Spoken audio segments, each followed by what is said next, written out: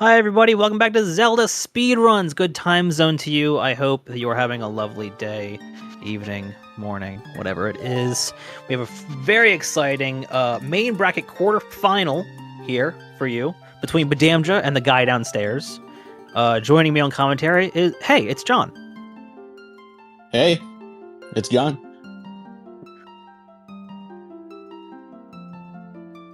Can you gift subs on OnlyFans? You can? I don't know. I've never tried.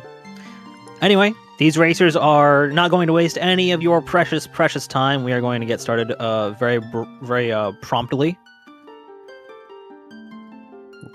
Got a countdown. Yep.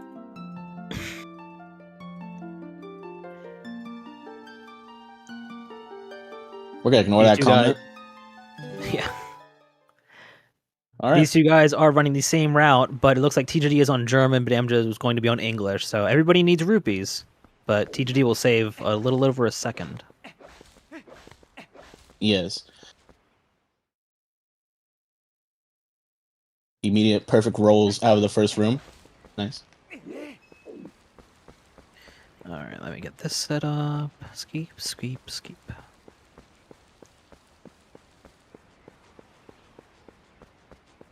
Carrying that rock to the gate. Yep, as the first thing to do in every any percent speed run is picking up this rock, coming to this gate, clipping through, and doing a trick called back in time. Yippers, while we're doing back in time, I can... I assume we didn't get any rupees off. Ooh. Looks like bdamja missed that map input there. Got D-padded. Classic. Meanwhile, Guy got it no problem.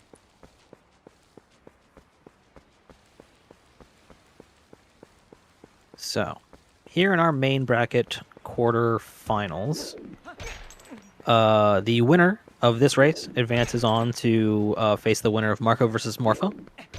The loser will then proceed to race the winner of Glovers versus Sparkle. Ooh. bdamja really getting hassled by this gate, man. Good Throw lord. back to my throwback to my own race this past Saturday. I had the same problem. Yeah, seriously.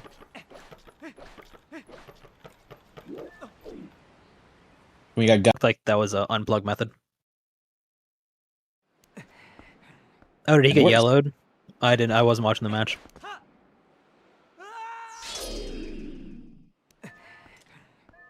Unlike you, have a real job. None of this, you know, medical research, helping people shit.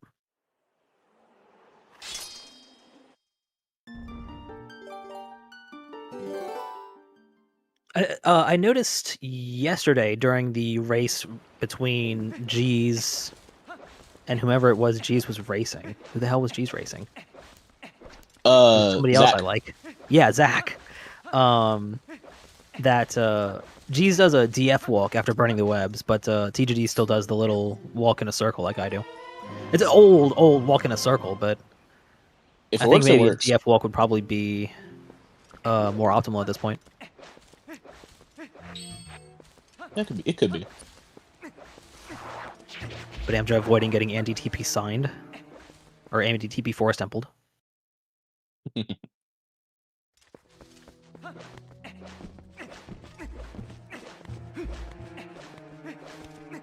He's rolling out of his mind, though. Yeah, these are all pretty... Ooh. Yeah.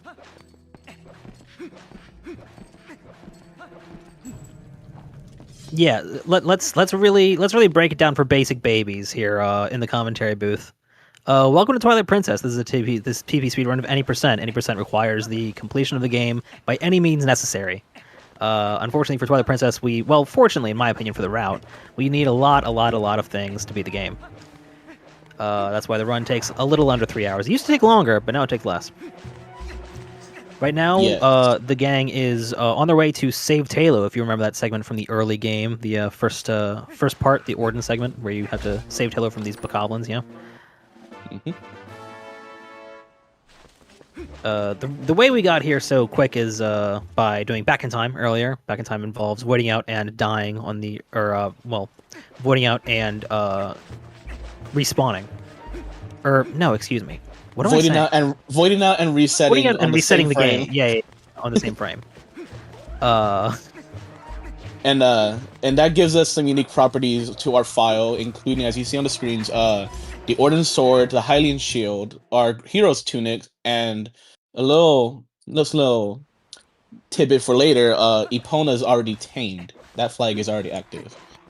And that will be useful in maybe 2 minutes, roughly? Yep.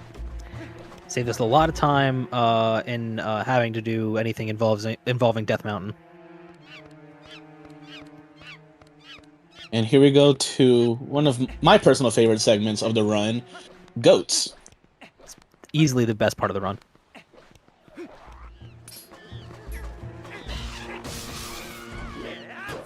And see how Guy fares. I'm Stall. Congratulations, Stall. Proud of you. This looks pretty good so far. No obvious Howards. That one on the far left may try to skip over the gate. Nope, it's good. Awesome. Nice, 2173. That is a very normal goats to have. Mm-hmm. And it looks like bdamja is following TGD by exactly 1 goats. Yep.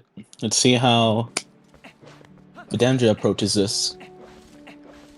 Well, bdamja works on those goats. You'll notice that they behave differently from TGD's batch of goats. They're all in the same places, but their RNG is rolled differently, so their reactivity to Link's presence and his whooping is changed every time. Meanwhile, TGD is approaching Bo. This is where that opponent tamed flag comes in. You see this conversation's a little bit messed up. You wouldn't really be able to tell unless you speak German, but this isn't supposed to really be occurring like this.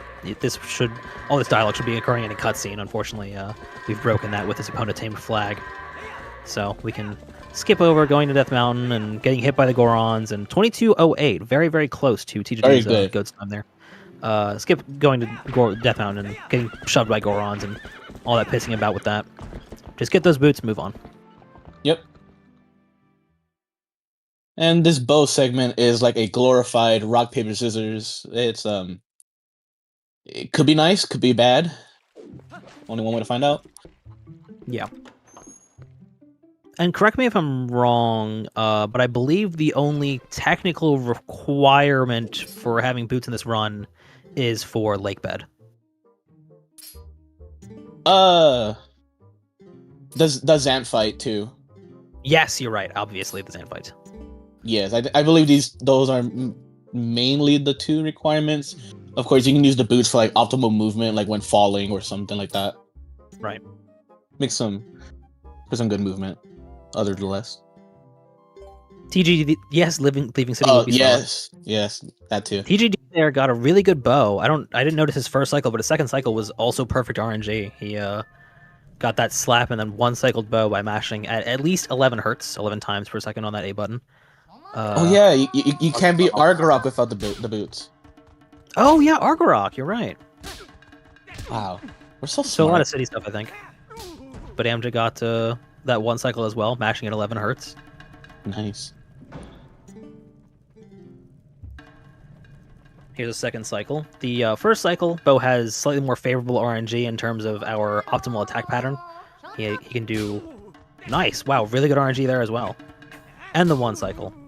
Nice. Very clean Bo there from both runners.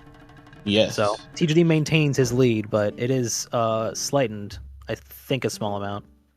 I'll have to wait for the time to roll in here. 25. Yeah, okay, so it's widened a small amount. It's about a minute difference right now. Still really early in the run. Anything could happen. Yeah, we haven't seen Hugo yet. We have not. No, we have not. We also haven't seen Box Break. That's also coming up. True, Box Break is coming up, and that will decide the run, almost certainly. Yeah. But I'm just saving on the middle file. Controversially. This file will be used later in the run, so that's really important to note. Yeah, that game save is going to come in later. That's saving the information of Orden on this layer during this part of the game for a little bit of save file shenanigans later on during Forest Temple. And it looks TGD like got box Guy. break. Yeah, nice. He can No continue spin, on. though. Oh, boo. Yeah, the real decider will be seeing if bdamja also hits that box break. The box is breakable during a small period during that cutscene, or before that cutscene plays, where you can sort of wiggle around and destroy it, and that saves a little bit of time as you're maneuvering out of the room afterwards, because you don't have to break the box then. You've already done it.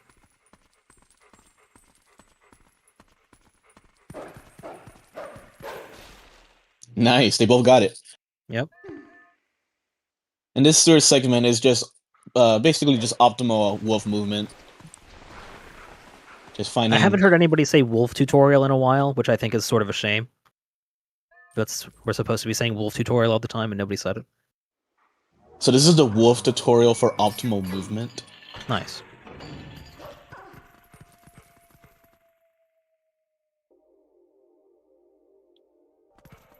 Oh, we should have had bingo this year. Didn't we do bingo last year?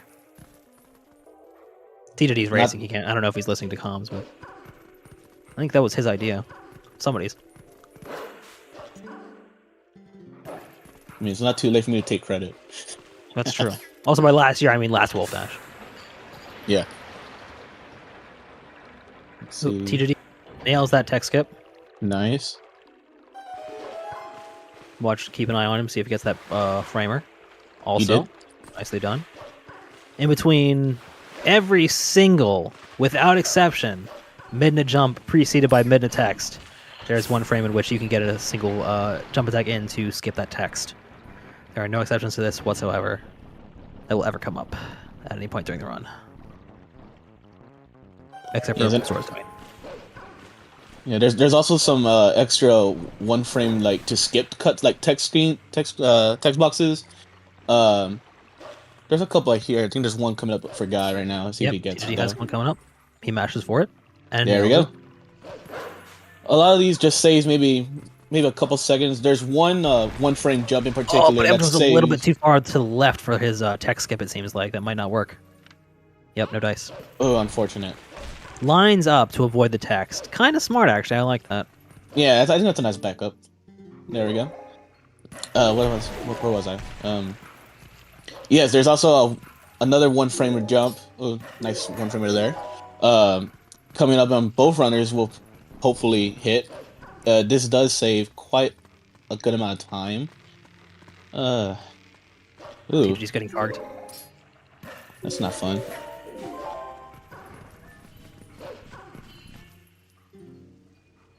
See if bdamja gets this little one framer. No.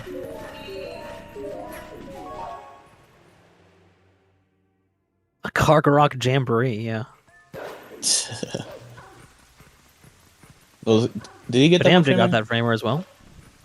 Yeah, it seems like they both got the main one. Yes. The easiest one, but also, the one that saves the most time, so. Yeah. And now Guy is approaching our favorite trick of the run. He's nowhere near like Hylia. What are you talking about? Oh, you're right. You're right. I'm referring to this little guy named Hugo. For a little trick named by an called... SM64 runner named Surreal back in 2014. Fun fact. Oh. Yeah, commentating one of Kate Mofat's races during Games Done Quick. Interesting. So we see Guy leading this our friend Hugo all the way over here for a little trick known as Sword and Shield Skip. CGD got the 5, but didn't skip the text. Einblauer Ruben, congrats. Good job, man. All right, good luck, TGD. He's getting pretty good RNG. He might stop swinging once he gets into position. This seems like one of those days. Yeah. Pretty good. Yeah. Now it's bdamja's turn.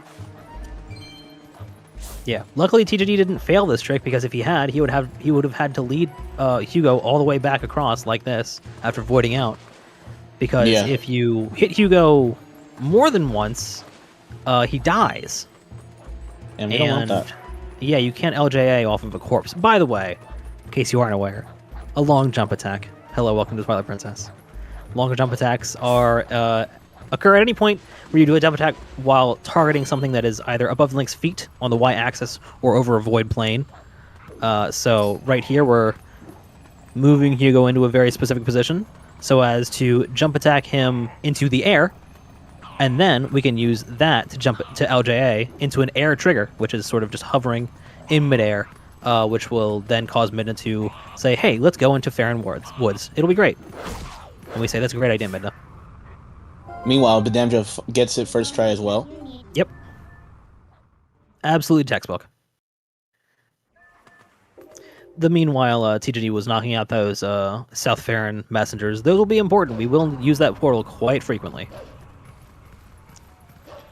Yes.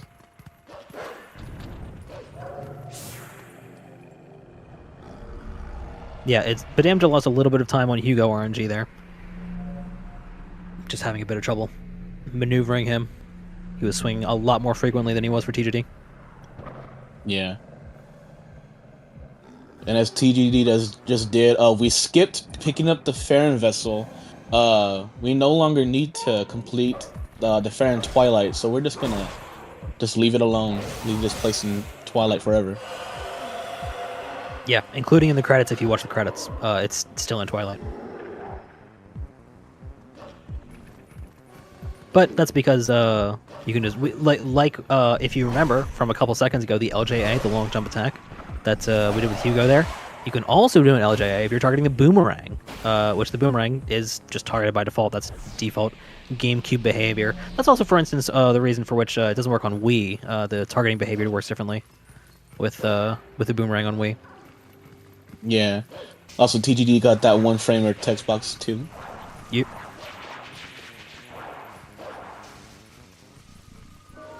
I really appreciate his vectoring. He taking that line really tight up on before the log, trying to really minimize the amount of ground he's covering.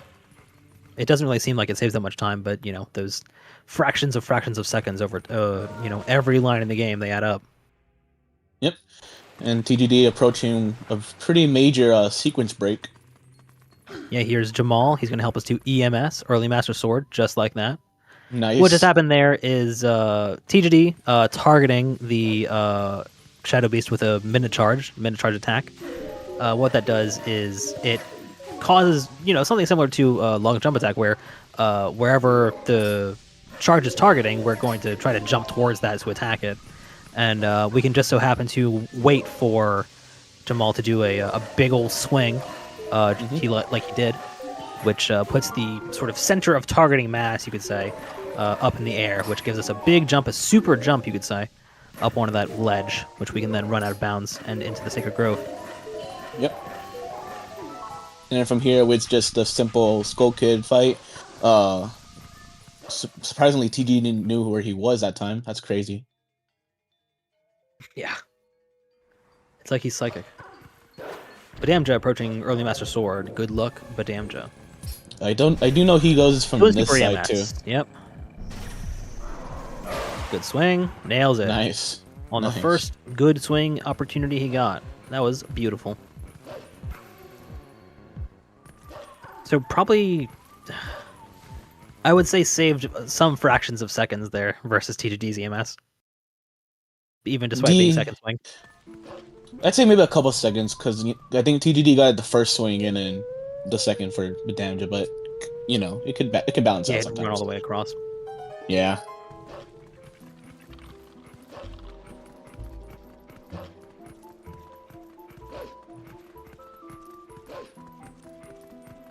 Wasn't mentally prepared. That's so real, man. It's alright, neither are we. Yeah, you take over comms for a bit. I have to finish this report. Oh, you're good. So, just through here, we're finding where Skull Kid is. To eventually, let's see if TGD gets this little drop down. Looks like it did. Yeah, you can usually tell based on where Skull Kid is looking during that cutscene. If he looks up, he's looking at you. He's looking at Wolf Link. So, Yep. if he looks up, then you're up there. If he looks down, then you're down there. But then the guy finally in the final little area of the Skull Kid fight. Here, I recently just learned you really only need to kill one puppet for Skull Kid's timer to blow the horn to start, to where you can finally attack him. I've been a silly goose and killing everyone, but it's whatever. Yeah, that is inoptimal because of hit stop. Every time you hit something with an attack, it causes a couple frames of hit stop. Yeah. Also, Guy very wisely picking up rupees around here. Mm-hmm. Already at 14. That's not bad for this early on, actually. That hit stop, it's not super noticeable in casual play. It's what gives the attacks their sort of like weight, their meat. It's really fun, but speedrunning not very good because it's slow. Yeah. But yeah, 14 rupees is kind of insane. And then TGD approaching what I assume is the hardest puzzle in the game, you know. It's a hard puzzle. When I was a kid, it took me hours and hours. I keep track of how many sound presses he misses.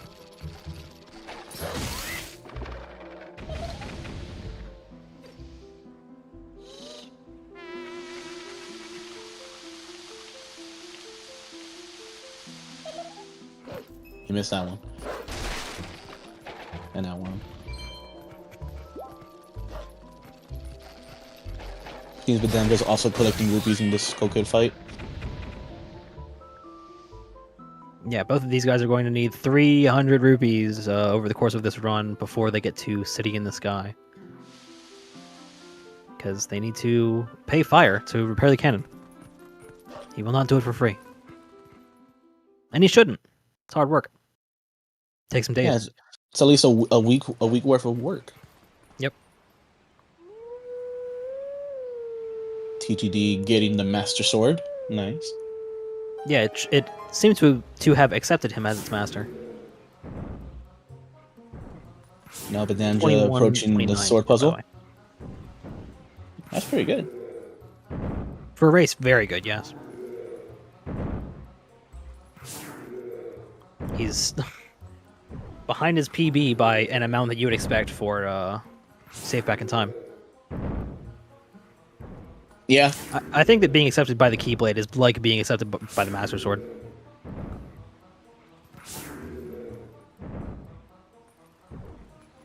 I could agree with that too.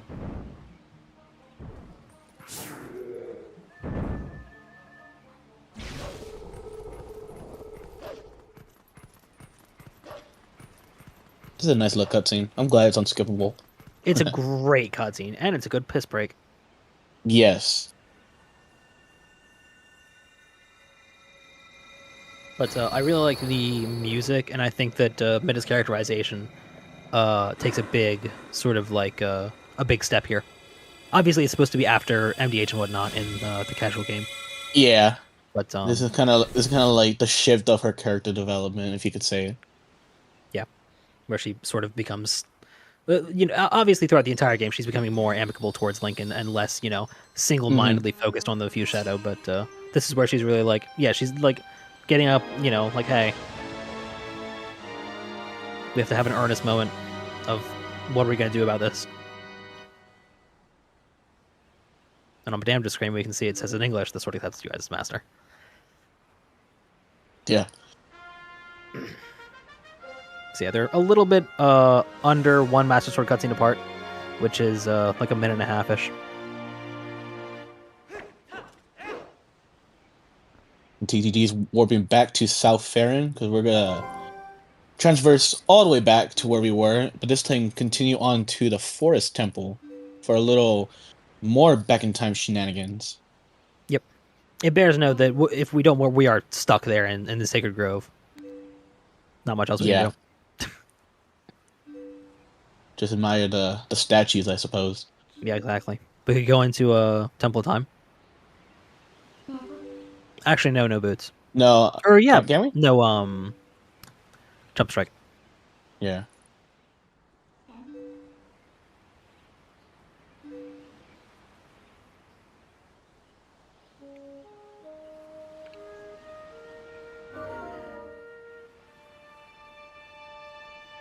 Yeah, love that music.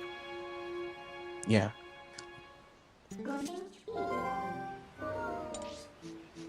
I think I probably am gonna swap the audio to the race leader after Ook.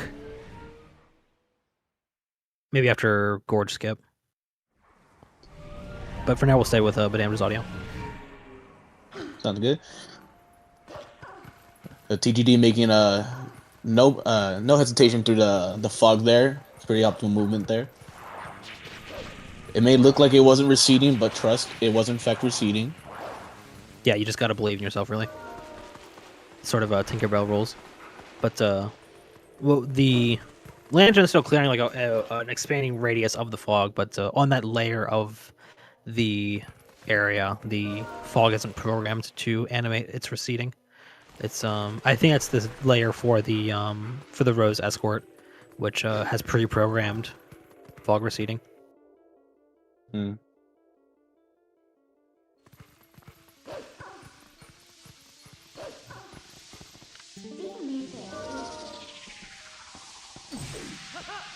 TGD approaching back in time equipped. If you recall earlier, making that save at Bo's house. This is why they did it. Gonna jump out of bounds here very quickly, just like that. Nice. But while we do that, gonna save the game. So now we have a save file from here, and we have a save file from Orden. What we're gonna do here in back in time, there it is. Nice. Is we are going to load the Bo's house save, just like that. And that will apply that layer of Orden's map onto the back in time map, which so happens to be Hyrule Field, and that layer is the KB1 fight. So we've loaded in that KB1 fight just for one moment before resetting back out, but we skipped the cutscene that started the fight. So now we have a boss flag, which is early boss flag. Early boss fights.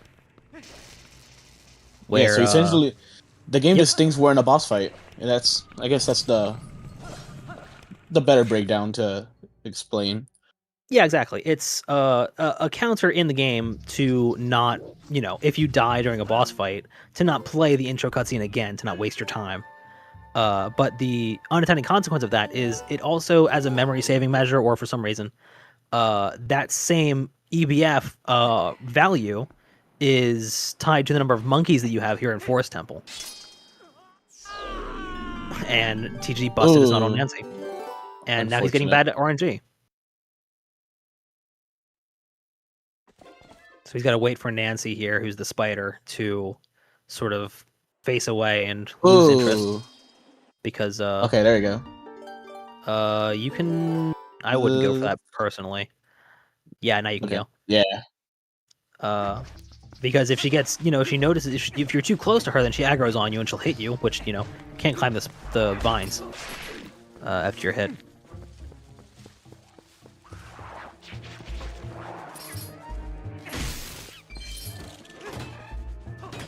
So bdamja's going for a spin there, yeah. There you go. And you'll see TGD's monkeys appear, as if by magic. Whoa. So, bite worked.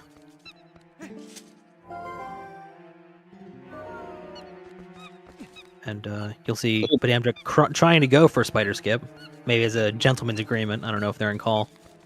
But he gets pretty favorable Nancy RNG. He can sort of, Yep. Just scoot right by. Pretty good. Yeah, and TGD here is approaching Ook, the first mini-boss of the run. From Ook, we need his boomerang. His sentient boomerang, which is of no relevance at any point during the game, casual or speedrun. But it is sentient. And that's one hop. That's two hops. Three hops. Nice. Not bad. I think 3 is the statistically most likely number of hops. 3 or 4. I don't recall precisely.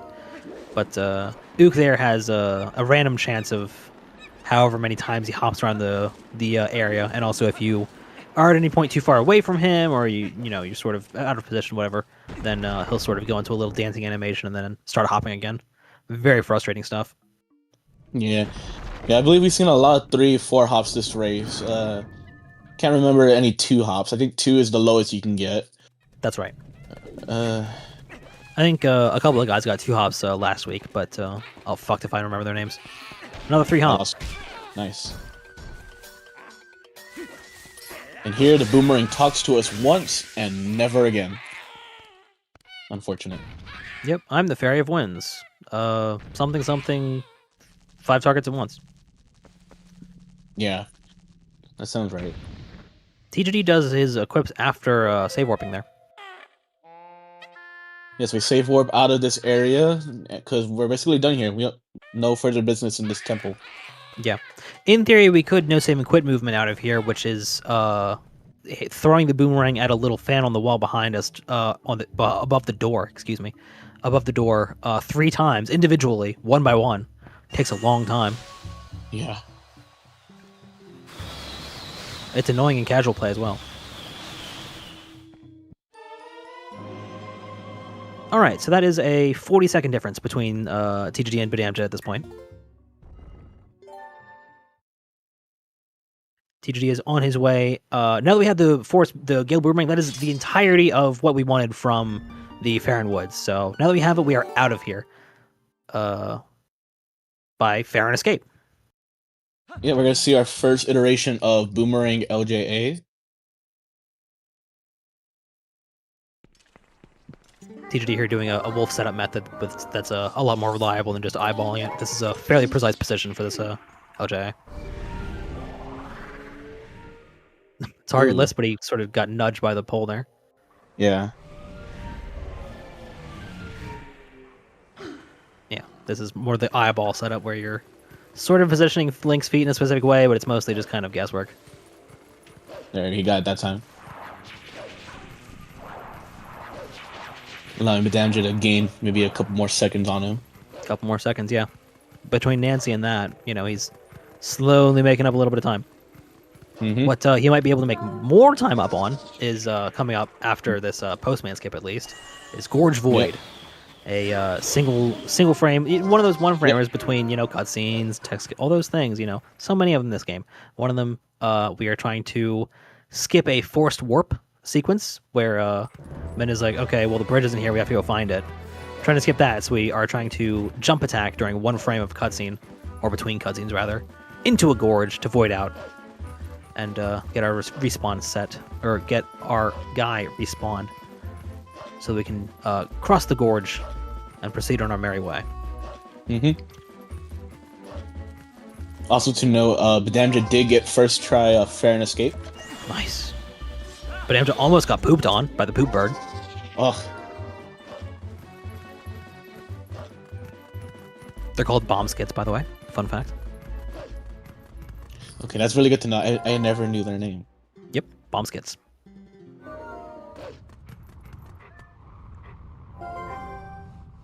Yeah, they're roughly about, I'd say, 35 seconds apart, maybe less than that. Somewhere around there, yeah. TGD skipping this cutscene and avoiding sniffing the kids. There's a smelly stick that smells like children over there, and it takes a long time to sniff it. Yeah.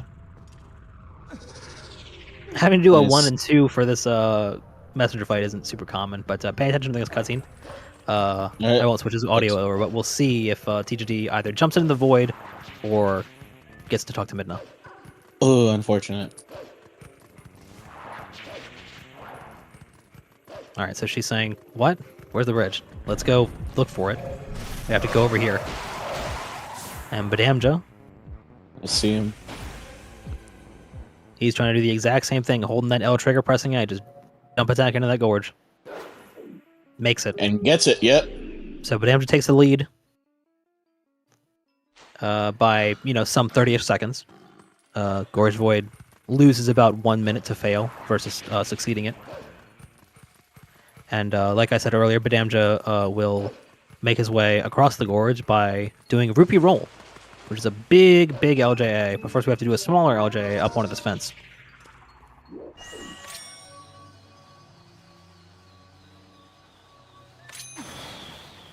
That's good. Looks pretty good. Putting on those boots to occupy himself. Nice. Yep, there you go. And so we just roll off that side of the fence.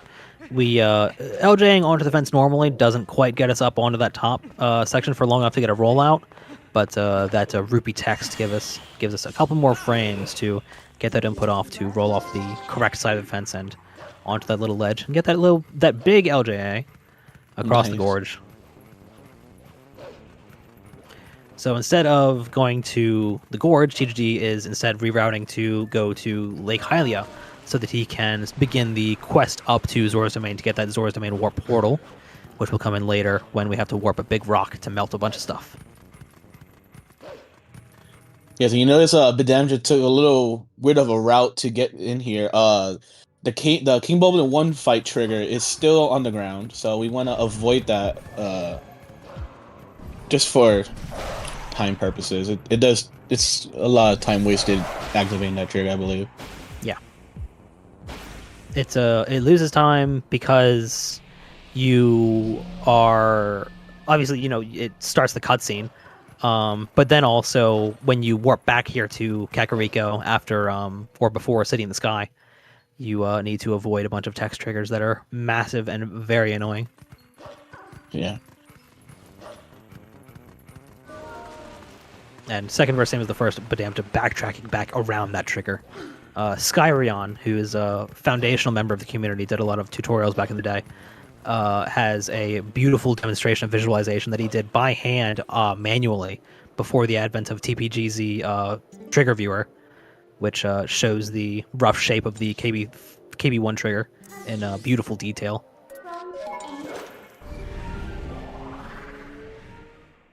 And see, bdamja also came back to this little gorge to get map warping. That's right, yeah.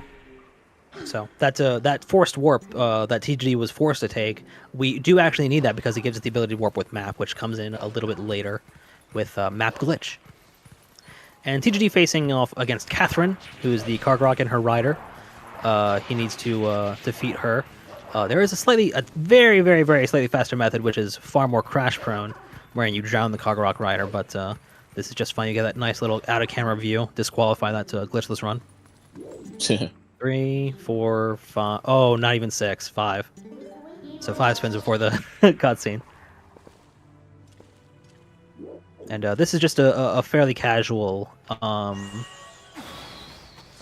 section of gameplay where you're ascending Zora's Domain. It's just in a couple seconds, TGD will do a fun clip, which is not very casual. But those look cool. Yeah, but there's no, sequence breaks or crazy glitches. No. Just a small little clip out of bounds. Oh. And doing a little bit of analog glitch and camera manipulation too. Keep us flying forward while we're enjoying the cinematic view. The gap right now is around 30 seconds. bdamja has a lead after TGD failed Gorge Void, but he did not. Yes. So bdamja pretty actually, soon. Yeah, go ahead. go on. Oh, pretty soon. I was just going to say that it will look like for a small amount of time bdamja trails TGD, but bdamja has the Elden warp portal. TGD does not. He will need to go get that. Anyway, go on. Yeah, so TGD will have to do rupee roll, whereas bdamja will just have to warp back to Kakariko to pick up the Elden Vessel and begin the Elden Twilight. But first, we're gonna activate the Zora's Domain portal first, on both sides. Yep. I didn't notice what kind of butt RNG TGD got, but we'll have to pay attention during bdamja's cutscene here to see what the camera zooms in on, what the camera chooses to focus upon. After Fire asks, was that a customer? Oh, that's a butt. Big old round monster butt. Here's that one on TGD's side on the right. That you just missed the singular mid-text mid-jump preceded by mid-text that does not have a single frame A input to skip the text. For some reason, it doesn't work there. I don't know why. Seems And like bdamja bdamja's opting to show up. Yeah. Yep. Opting to drown the card rider here. Looks good. Yeah. Yeah, beautiful. So that just saves a couple of seconds of actually doing the fight. But it is more crash prone because if you drown the Cargarok Rider and then get grabbed while the Cargarok Rider is drowning, those two cutscenes will try to play at the same time, and the game does not have a case to fix that, so it crashes.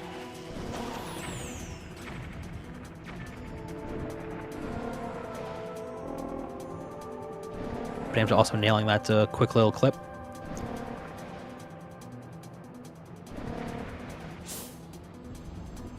And TGD is warping back to Pharaon. Yeah, Which bdamja will not be doing.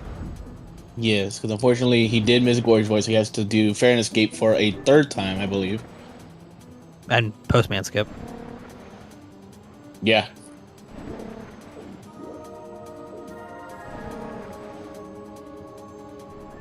Whereas bdamja only had to do Fair and Escape twice. And Postman once.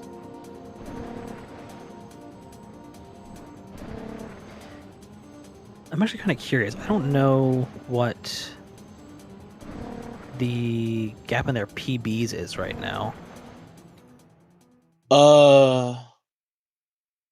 If I remember correctly, I think bdamja just recently got a PB. Did he? Okay. Oh, TGD's PB is old. I don't know if he has a better one. The one on the leaderboard is 250.19. No, I think Yeah, he got a more recent one. Yeah, on his overlay, it's a 249. So the PB difference is going to be around 5-6 minutes, I think. Maybe 7 or 8. 7ish minutes. That sounds about right. Favoring bdamja, but TGD, is an extremely good runner and a very consistent runner. He's been around for a long, long, long time. If I remember correctly, I believe these two also met in the pools race. I believe they raced in the same pool. Yeah, I think they were in the same pool. Let me check on that. I have the brackets open right here. Yeah, I believe they both raced in the same pool race, where I believe TGD took that one, where bdamja came in a close second. So anything can happen.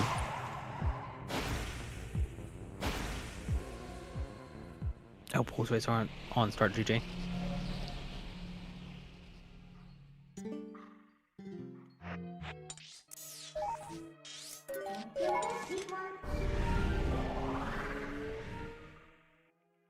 Yeah, that's true, bdamja. Yeah, like a couple people went up and double checked against Sky's image, and it was basically spot on, because Sky literally point by point ran into this trigger and drew connected the dots really, drew the perimeter of this trigger painstakingly over hours and hours. That's nice. Yeah. Also, John, are you too new for Sky? Do you remember Sky? I've heard of Sky. Oh man! I don't think Sky, I wasn't back, please, Sky, please, begging you. Oh man, we miss you, man. Yeah, that is what SRC says, Ryan. But I was those PBs aren't perfectly up to date. I don't think. Yeah, we're trying to see if there are any more recent. Because I'm pretty sure according to TGD splits, he does have a 249.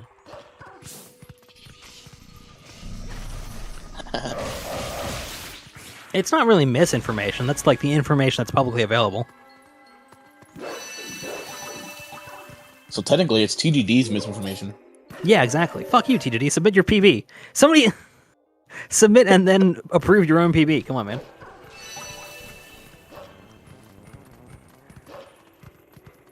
Anyway, the routes have remerged after Gorge Void. So, bdamja is a little bit advanced in his Elden Twilight. Yes. This is the so-called difference maker between making and missing Gorge Void. So I'd say they're still pretty Still pretty close. Okay, it tightens the jump. I see, but I was like, why is bdamja nudging the bug? That's why. That's really cool. Tiny optimization to slightly tighten the timing in between the jump, collecting the tier, and then landing to make it a faster collect, which makes you able to exit the building faster.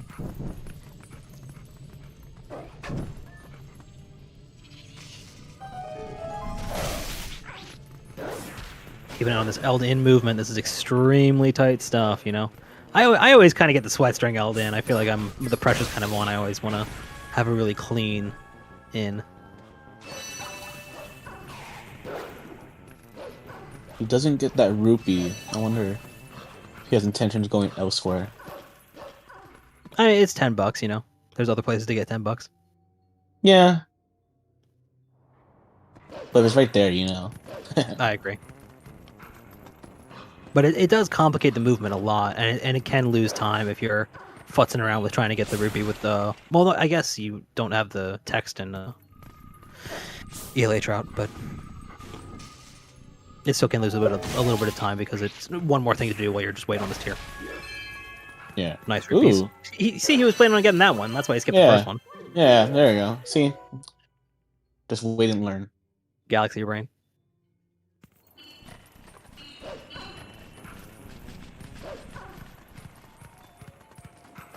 In Elden Twilight, it's just your basic, almost perfectly casual gameplay. There's one neat little trick that's the damage will be coming up to pretty soon, maybe like 20 seconds. Yeah, the getting all the basement bugs in one is also kind of, it's not like non-casual, but it's kind of swag. Yeah.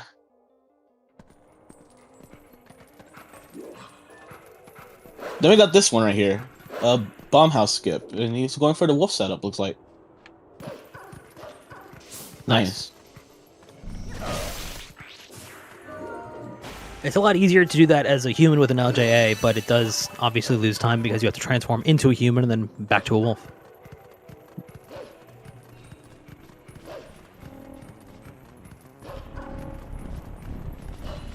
Hi, Kevin. Kevin is that cargo rock that just flew by. Mm-hmm.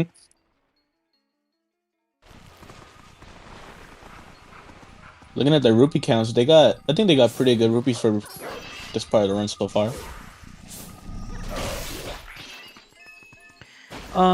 Yeah, this is about where it should be. Once they're in Lanayru... Oh, missed a good spot. Yeah, this will be... Yeah, it happens. Better than hitting it too early. Yeah.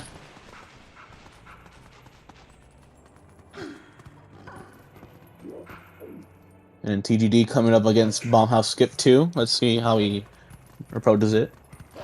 I imagine He's gonna do human. Oh, Nice. no? Nice. It's way more consistent. And Wolf Bombhouse Skip is hard, but it's also risky, you know? Like, falling loses 40-45 seconds there. So, for a race, I think that the consistency at the cost of 10-ish seconds is a good trade-off to make. And TGD waiting for that bug to explode before going in. Nice. Yeah. Did you see Rodner post? Was it Rodner who posted yesterday or something? That if you can still come back out if you go early, but only if the house actually explodes or something. Was it Rodner that posted that? I don't remember who it was. I don't remember the look either. But I saw something about that. Anyway, you need to wait for the... It was Zach, yeah. You have to wait for the bug to actually enter the house before going in, because if you don't wait, then you'll go in and the house will be as normal and will be on fire. So you have to wait for it to go in, and then you go in, and then it'll blow up, and it's fine.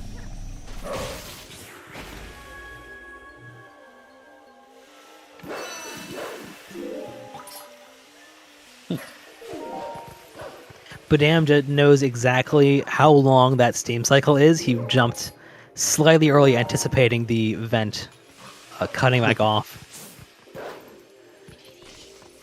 That is not something that I do. Nor do I.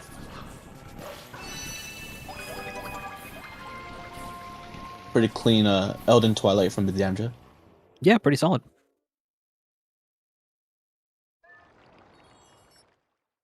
These are two guys who you sort of, you expect them to play at a pretty certain level.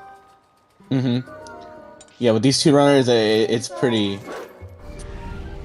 tight how it can go. But it looks pretty clean so far on both ends.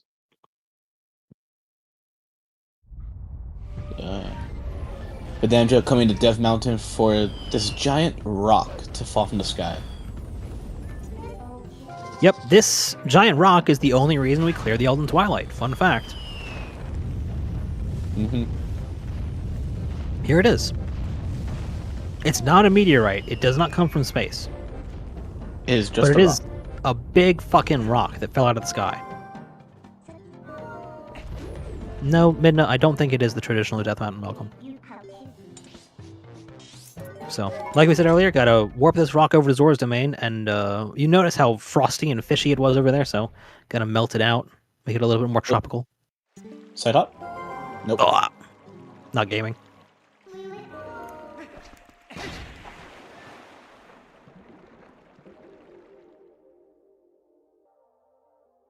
But we do transform to human here, and we do a little skip of a text cutscene of the dead queen thanking us for freeing the water and telling us to save her son, which we don't do.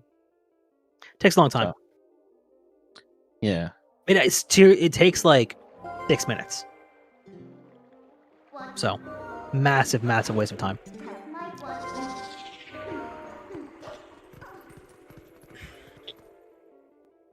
Now TGD's gonna get the rock and hopefully do the gamer side hop. If not, shame. Yeah, seriously. At least it will have been both of them to miss it. There will be no clear winner. TGD bullying a Goron for some reason. He's racist. Checks out.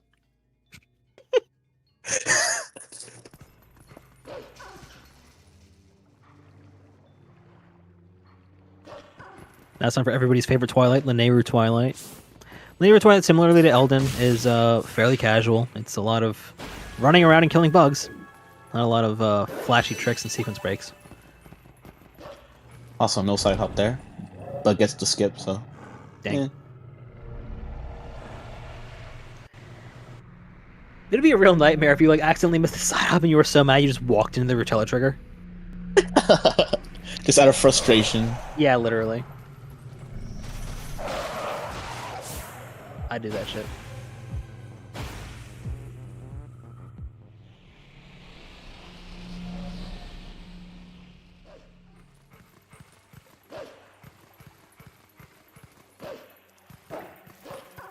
So yeah, so as Prince said a couple minutes ago, this is gonna be just your casual tier collecting segment. Nothing really too exciting happens here.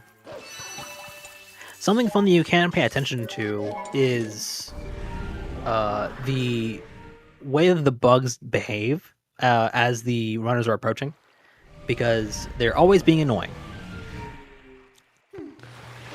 Especially the bugs that bdamja is gonna approach in a couple of seconds, actually. These These couple here.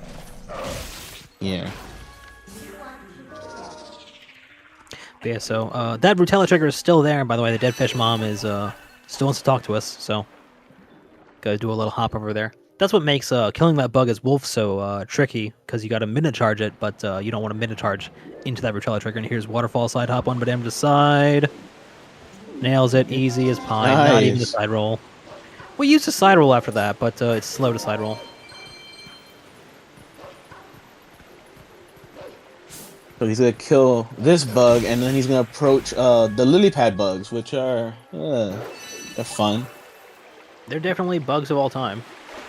I don't know. He might get lucky. We've seen a lot of lucky bugs in Wolfdash so far. This one could be better. Making sure to keep that bug off screen while he climbs onto the lily pad.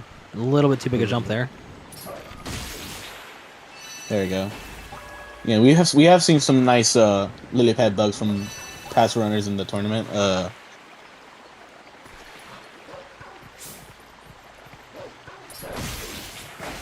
Believe G's has had back-to-back double. Oh damn, rupees. He's rich. Yeah, G's has had back-to-back double bug kills, which is pretty hype. Yeah. God's favorite Frenchman.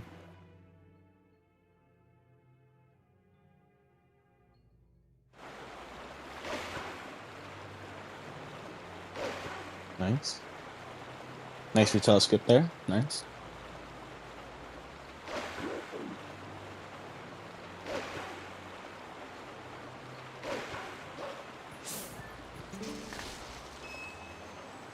Oh. TGD got the little side roll after waterfall. No, side after hop. waterfall side hop. Right after I said we don't do it anymore. Come on, man. You heard. Make me a liar. Let's see how these lily pads bugs treat TGD. Oh. Definitely a placement. Could have been Not too worse. bad. And Yeah. the TRNG is gonna, yeah, he can just, oh, you gotta, nice. There you Nice. Somebody studied that one chart of all the late bad bug positions. go. Have you seen that, John? Come again? There's a chart of like all of the lily pads and how to move about them optimally. I think it's either Zax or Simmy's.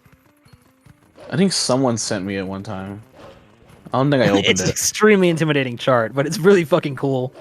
Like you have to really take some time to absorb it. It's like one of those things I could stare at for hours and then have no recollection of it. Honestly, I kind of want to put it on my wall. It might look kind of good.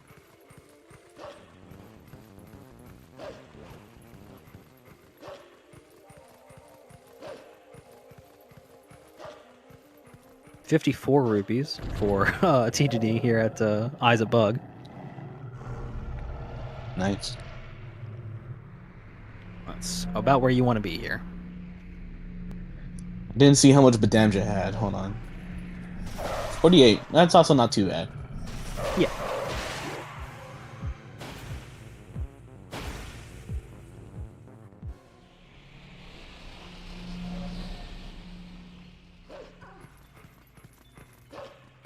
And it is unfortunate we have to go all the way out of our way just to get this one bug in Castletown. Oh, nice movement. Yeah, it is a little bit annoying, but I think it's kind of fun to Enjoy the at scenery. least the movement here that we get to do.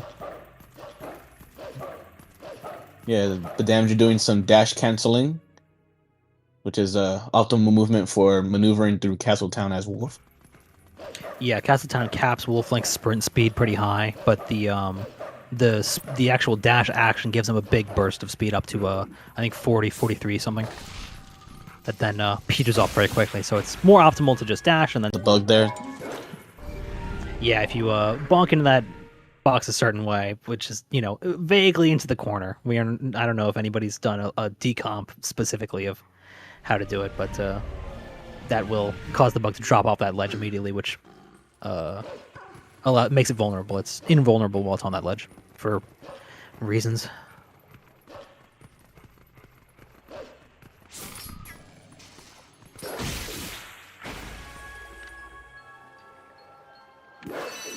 Okay.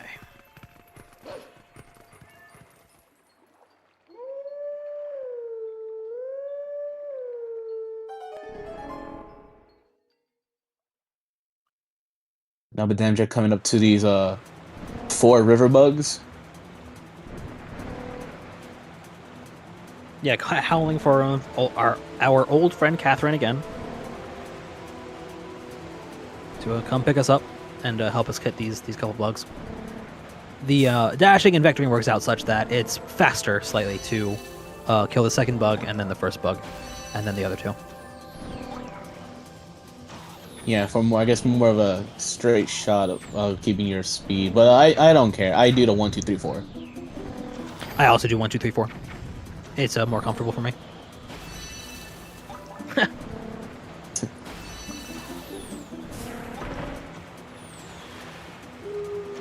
then we intentionally crash because we don't want to continue going because we already got the bugs up in Zora's domain, so we just respawn conveniently where the next bug is, where we need to go. Yep. Here is penultimate bug, the second to last bug. Oh, swing and a whiff. It's RNG, the bug's position, when you spawn, and it's really frustrating when it's out of your reach. Because it's sort of just everybody, you know, the script is turn to the right, target, hopefully you get it. Yeah. And bdamja looking to the side here to reduce the amount of lag of the water of Lake Hylia causes.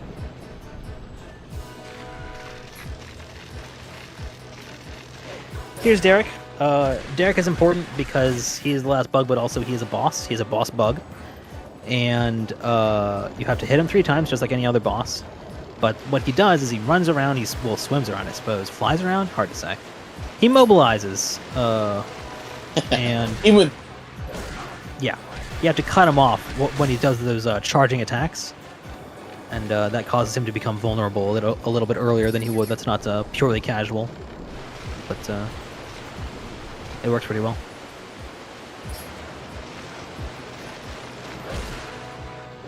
Yep, there we go. So, bdamja is sort of keeping him on screen, but targeting at specific points so as to aggro Derek to attack him on those corner vectors, which are the easiest to counterattack him from. And then you got the nice little insta-kill there. Instead of individually charging on each little leg, do a little precise little spot, and then you just... Oh. Yeah, it's if at any point you bonk during... or if at any point, you know, the game detects that you would have bonked during the animation of those mid-charges, then it just snaps you across and calls it a day.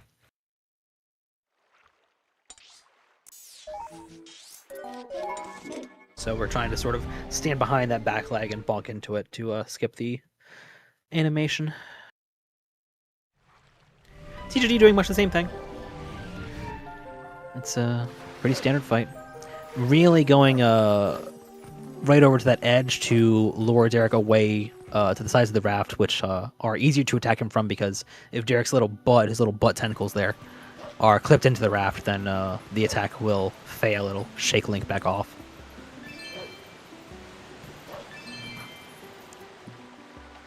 And then just picking up some rupees on the way down. Yep. In between the 2 funniest numbers right now on Rupee check. But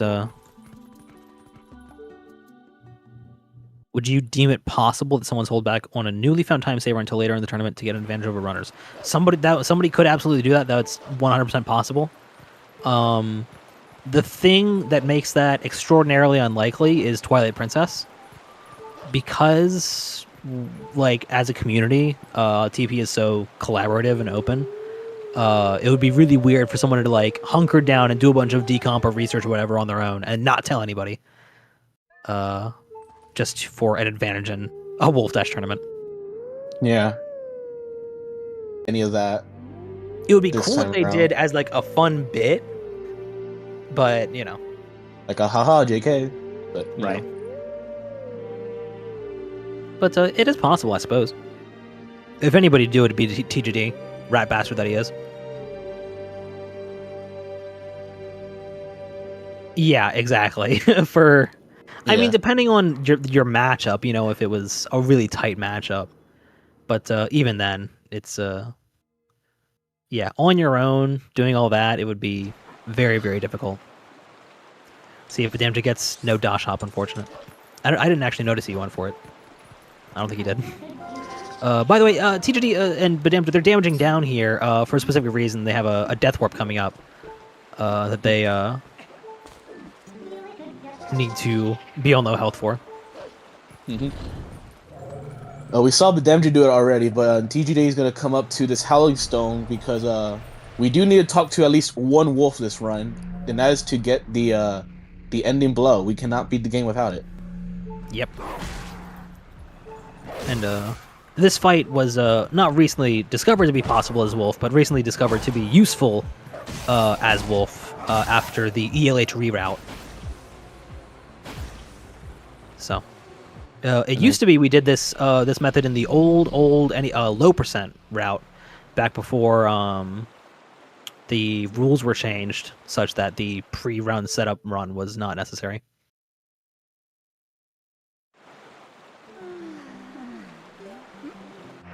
And bdamja stealing those bombs from Isa. He will warp back again, zoomed out because he thought he was warping away. Or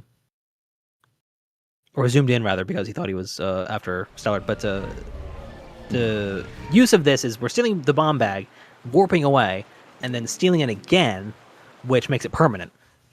So it's still a lent bag after that first warp, but once we get it the second time, we also get a black rupee. Okay, it was just, forgetting to warp back for the second time. But yeah, now he's warping to Hylia. And TGD doing much the same thing. So, talking to Isa to activate the fight trigger. And then TGD is doing a setupless setup where you just sort of roll into a position and then transform. What we're doing is activating the fight so that it begins when we stand where we're supposed to stand, but we need to be a wolf before we stand there. Meanwhile, bdamja is going to be playing Plum's minigame, where we need to get 10,000 points. Yeah. It seems like he skipped the Plum text as well, which is very fun. Requires a slightly precise maneuvering, a little bit of a jump attack over a trigger and around some stuff. His controller's not working. Oh, and he's dead. bdamja died. Oh, no. Oh, no, so sad. Yeah. Luckily, there was no death warp that I mentioned earlier, so this is a real death that he's actually suffering, and TGD has a chance to catch up. Ooh, look at that. Did you see that heart placement there? I did, yeah. It was pretty funny.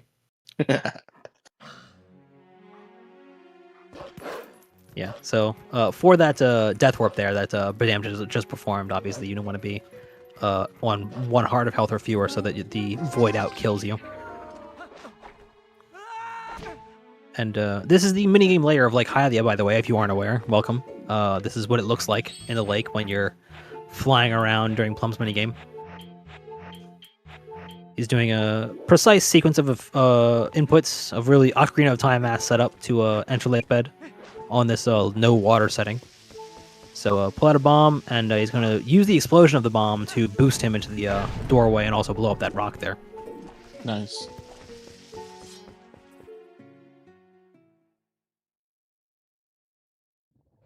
Throat's getting sore. And TGD's will be doing pretty much the same thing. Nice Plum tech skip. Nice. Don't actually talk to him by accident. Nice.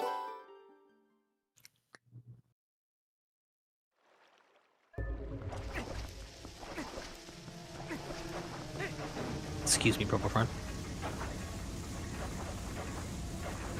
So hopefully TGD gets this Isa 1 skip as quickly as bdamja did. It's just it's a fairly simple setup, but it's actually kind of tight to, yeah, exactly, to clip out of bounds and then bonk and fall out of bounds. But it's more common to do one or the other.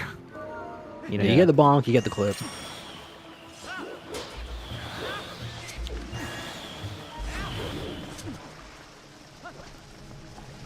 So if bdamja does what I think he's going to do, I think we're going to see our first iteration of displacement clips.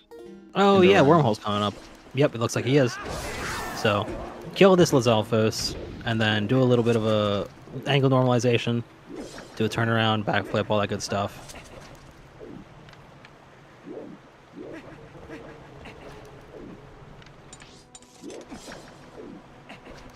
Seems the D-pad wasn't on his side today. And he's swimming in a very specific direction so as to clip back inbounds right here. And that just skips going through that big center room. Yeah, skips a small cutscene, and I think it roughly saves a couple of seconds compared to doing a double LJAs in the main room. Yeah.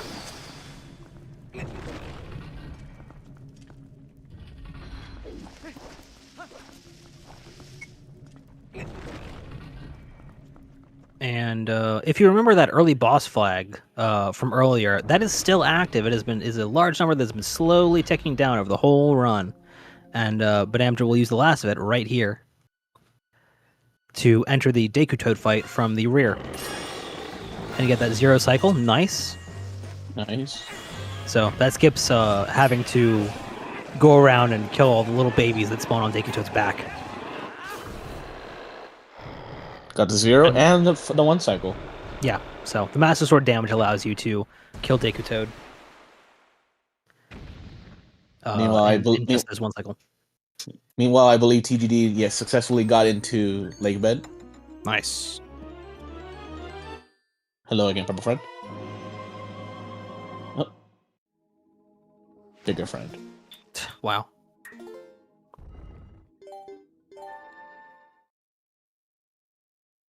And so bdamja save warps out of that Deikutoad boss room, and then loads back in, and he will head right onto Morpheal.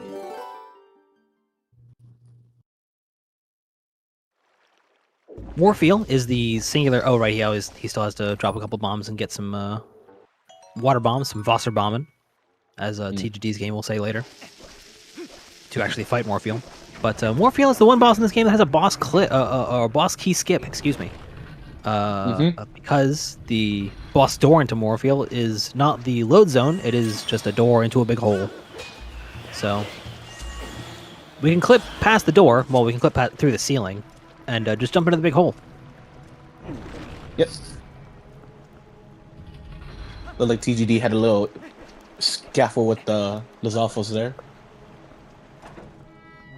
Yeah, these things happen. Nails that wormhole, no problem.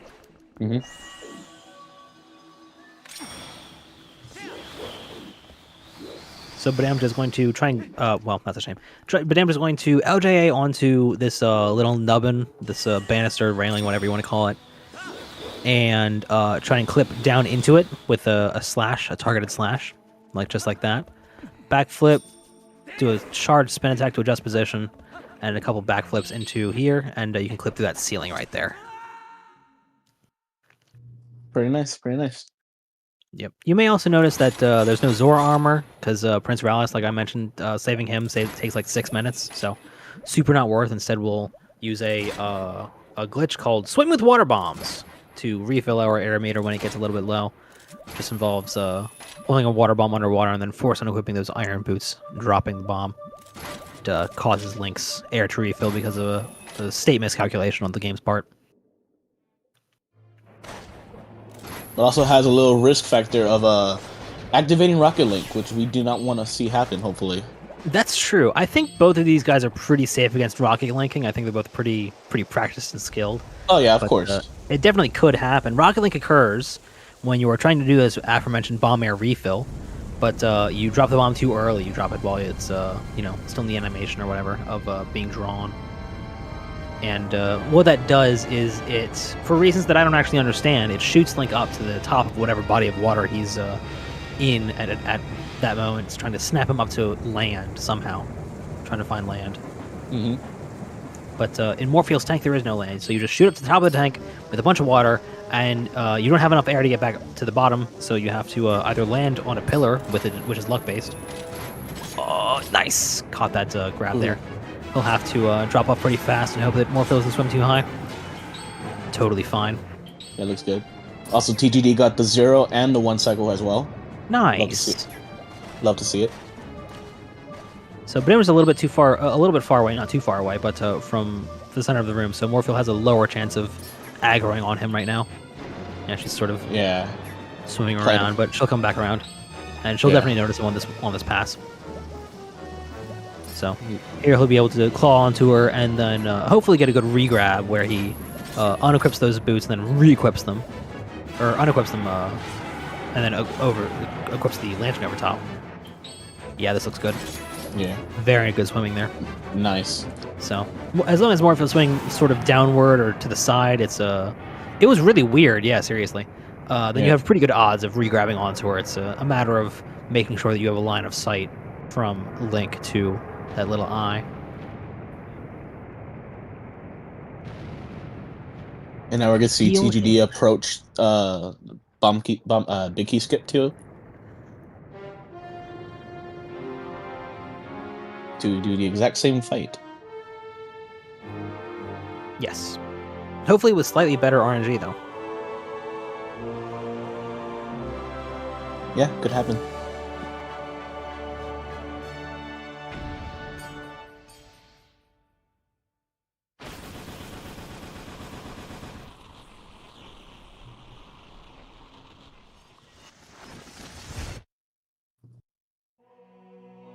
Both runners scoring 4 clanks on their descent with the claw shot, so... Ow, ow. Ow. That's kind of rude. Yeah, seriously, what the hell, man? Ow. Stop. Dude, Stop. that Ow. hurts. Okay, you got a zit there. That actually, it's bleeding a lot. Great. Look what you did.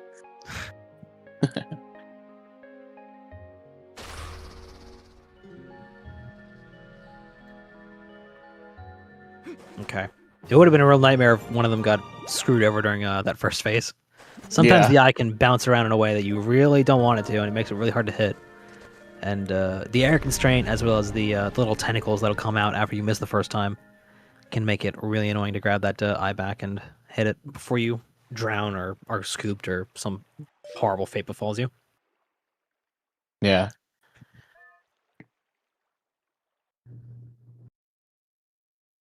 And now bdamja is entering Midna's desperate hour. Yes, unfortunately, after our battle with Morpheal, our Midna broke. I assume she's not submersible in water. It's not like a IP68 sort of rating. So, gotta go get a new one. Yeah, she's not looking too good.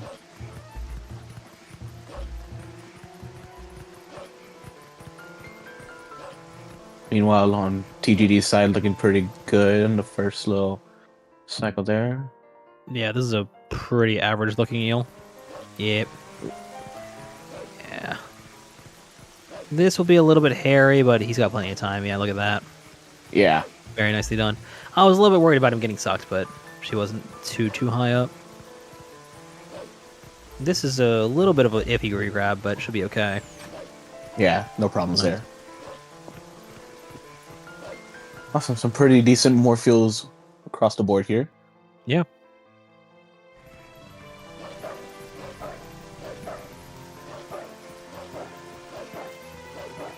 Wow, slow cutscene. Yeah. I believe his Morpheal's dying animation is also kind of a little randomized too. Yeah, her swimming pattern is RNG, and that will she won't that scene of her swimming around won't end until she gets to her mark. So here's bdamja going for Louise glitch. Watch out! Nice. Oh, fails it. Damn. I thought for a second it worked. The camera shifted in a weird way. Yeah.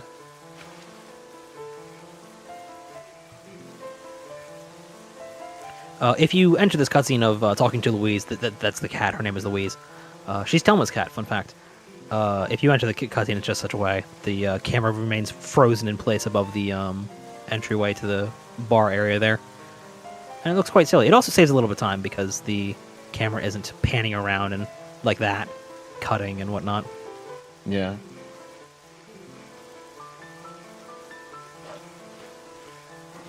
See if bdamja goes for rope skip, which is not a new trick anymore, but it's sort of, new to being RTA and people doing it all the time.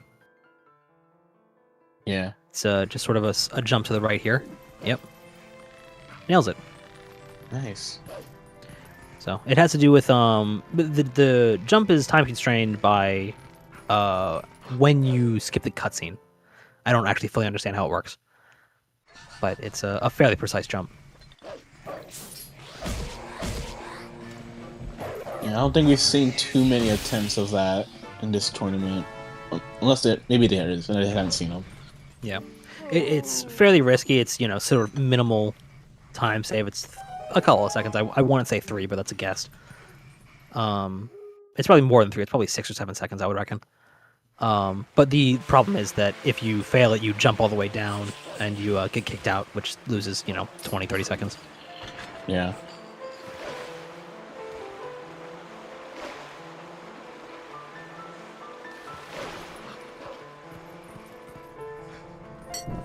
At least we can enjoy the cool music.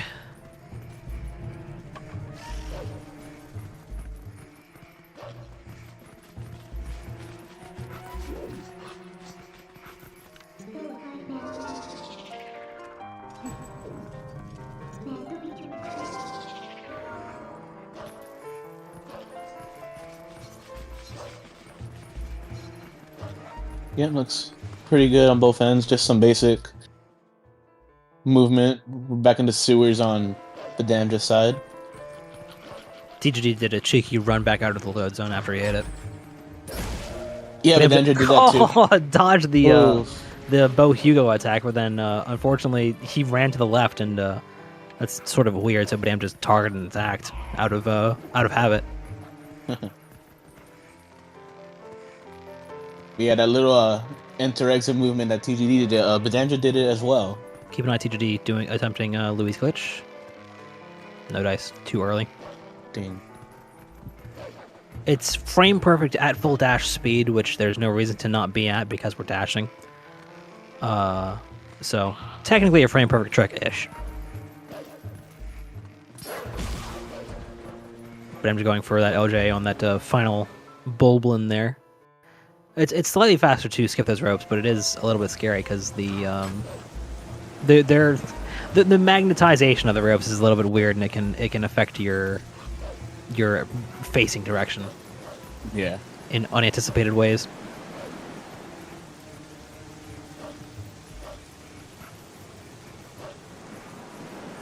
bdamja approaching that bridge cycle. Very cute to wait a second for your dash to recharge because you're so confident in your cycle.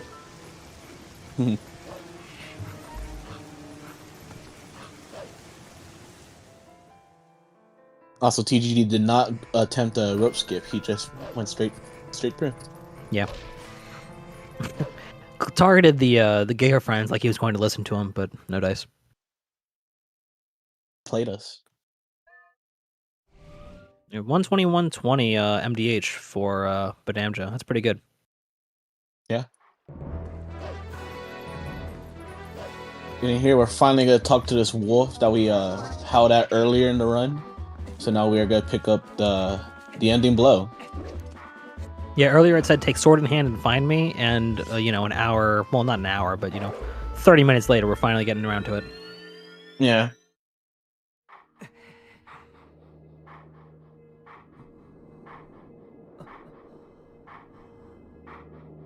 And like John said earlier, the ending blow is actually required to beat the game if you get into the final boss fight with Dark Lord Ganondorf. You knock him down on the ground. There is nothing you can do.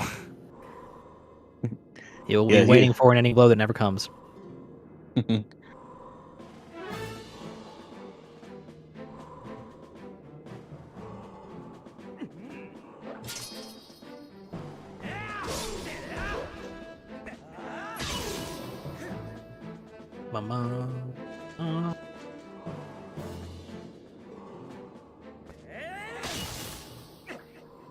Let's see how TGD handles his archer right here. Yeah, he also opts to dodge the arrow, but instead of spinning it, which is more conventional. But TGD luckily does not jump attack into the water. And obviously after dealing with that wolf in Castletown, bdamja wakes up in North Faron. So he'll have to warp back over to Lake Hylia so that he can go and get the Raffler's No Teas from Ario. Or no, right. I believe first we're gonna go to a different route. Yeah, so first we're gonna go, before talking to Grandpa over there, we're gonna be going to Snow Peak for one particular item only. Yep. That we're only gonna use, mandatory wise only use twice, but we use it for damage purposes too.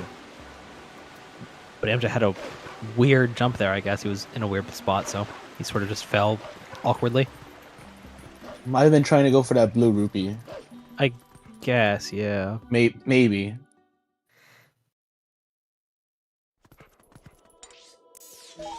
Here's the first use of that map glitch from earlier.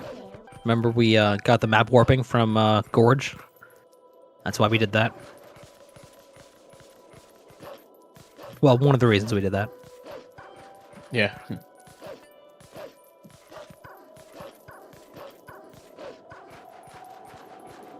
So now with map glitch active, all of the big void planes that are here that void you out because you don't have the rakefish scent, those are all gone. Yeah, we can just walk through with no issues whatsoever.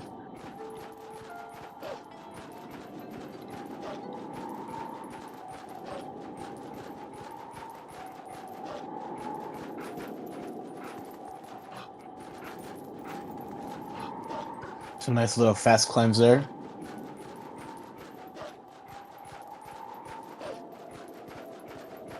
Yeah, those climbs occur when you know, the game is sort of like you're climbing, but the game is trying to push you out of a wall.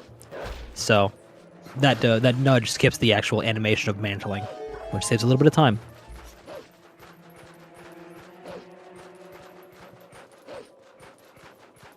I'm just taking a crazy tight vector. Very funny. Don't howl. The reason he's howling here is not for a hidden skill, actually. It's so that he gets this area transition into the Howling Stone Zone, so that he can then leave, because what that area transition does is clears map glitch, which re-enables all of those load zones and whatnot. So that bdamja can then dig under this little hole here. Excuse me. If you Yes, try to do there's that a- with map glitch still active, then it would have soft locked the game. Yep. And I believe bdamja's most recent save wasn't for quite a while ago, actually. So that would have been pretty bad. Yeah, it would have been claw shot. Yeah.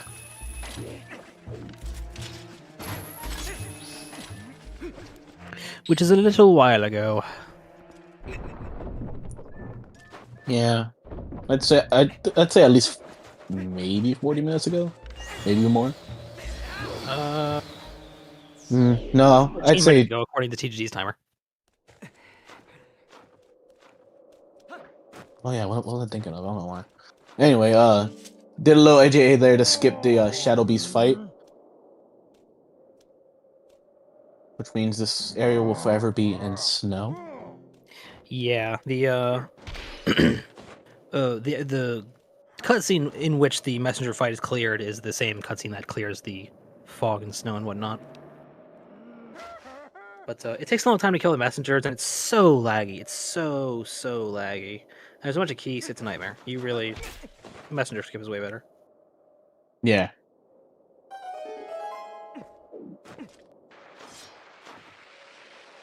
TGD successfully getting map glitch and traversing through the snow. Unfair.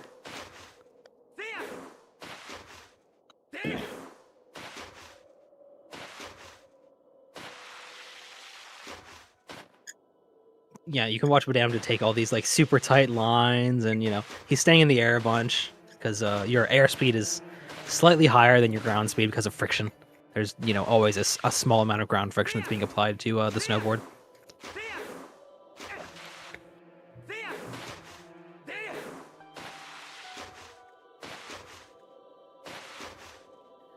There's also this shortcut here. I didn't actually know about the shortcut even casually. So Really? yeah. So when I started speedrunning and I noticed, I was like, oh wow, that's so cool. I think I only found out about this because looking at the Hundo route to get the little spoiler, the little heart piece here. You have to take that. Yeah, on the spire. Yeah.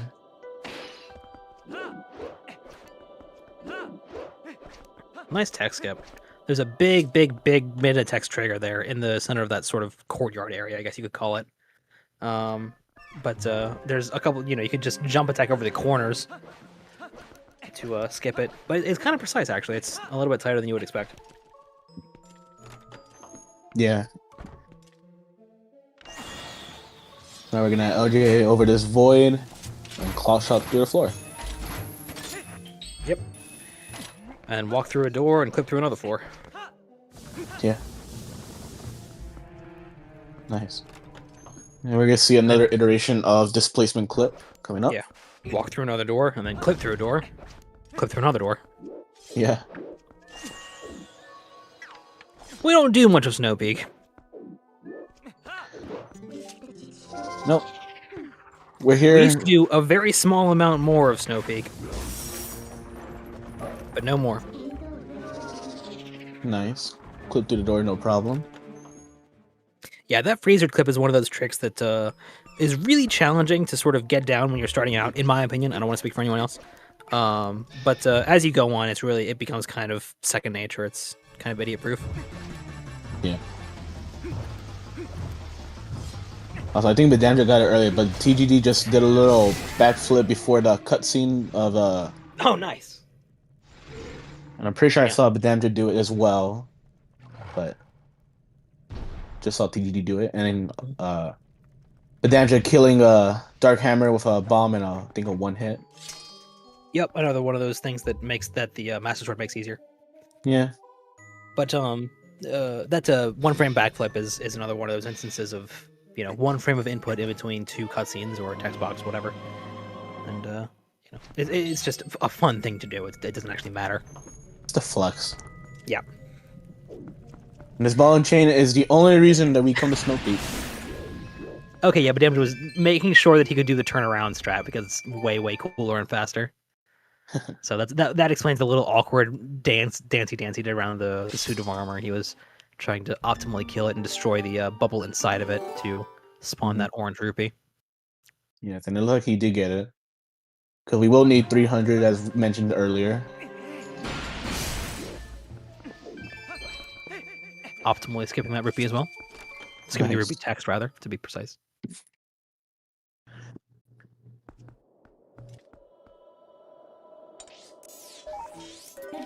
And Wolflink does a big plank. Or no, it's the different that's only AMS. And now we're gonna warp back to Lake Hylia to go talk to our good friend over Right. here. Now we got to go to Aru to get the Raffler's No Teas, which it will only say Raffler's No Teas for TGD. For bdamja, it will say Aru's memo. Also, TGD opting to just take the text trigger there. Yeah, the text, the skipping the text barely saves time. Because it takes some amount of careful-ish. Takes some amount of lineup and being in position to skip the text, and the text is so brief that it's mostly a swag strat, in my opinion. I can't believe you got scammed by that floor clip, TGD. What a crock. And then the roll into the door frame for good measure. Yeah, that door takes a second to become active, similar to a door in City in the Sky that we'll see later on. Or that we don't see anymore. That door is completely skipped now. Wow. So ignore that, but it takes a second to become active, the actual prompt to open the door. I assume just because you're entering that area very quickly in a way that the game doesn't expect. TGD having a little... Yeah. There are various methods of actually doing the clip, because the clip requires that you have iframes, which necessitates that you take damage.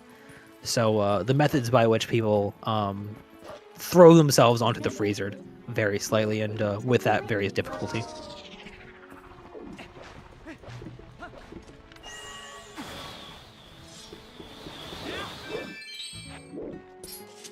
Nice little Ruby text skip right there. Yeah. Do you think you could take comms while they're dashing across Gerudo so I can go to the bathroom? Yeah. Cool. Back in a mo. So similar to what bdamja did post game the ball and chain, TGD will also go into the next room, kill the statue, and take the orange rupee, and then save warp back. Meanwhile, on bdamja's screen, we're seeing just some wolf dashing, looking down at the ground, more or less, to avoid some lag. Also, hello, ZeldaSpeedRuns. Thank you.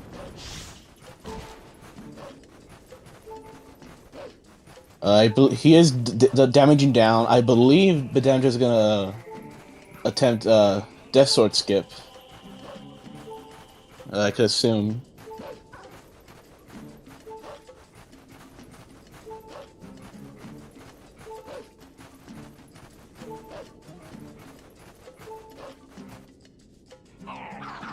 And TGD getting the rupee as well. Then he will also make his way to Lake Hylia to get Aru's memo and head to the desert as well.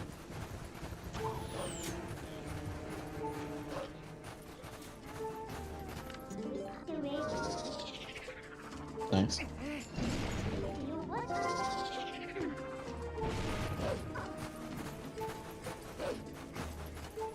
Yeah, we can clip through this gate as as wolf, and we can also clip through it as human, as I've discovered recently. And then here we're gonna see, on bdamja side at least, we're gonna see another instance of map glitch.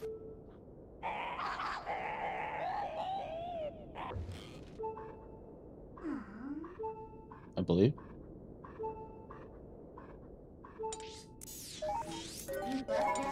I believe he did the unplug method of map glitch.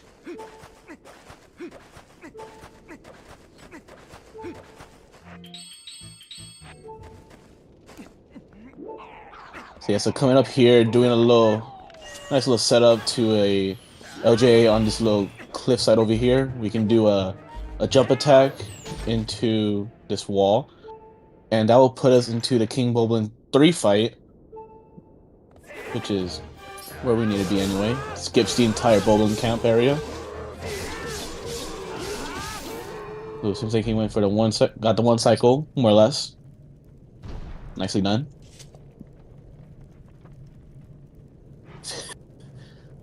Failed to plug it back in. It happens. So we finished the fight. Just a nice little cutscene. Meanwhile, TGD is making our way to 5 to get to the desert. I saw bdamja do it, so let's see if TGD gets this red rupee too. Yep. Also, nice little rupee tech skip there. There, thank you.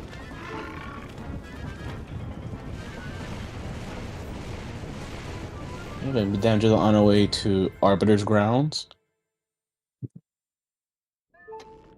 which we're gonna see a very nice use of displacement clip pretty soon. Nice little side hop there for optimal movement.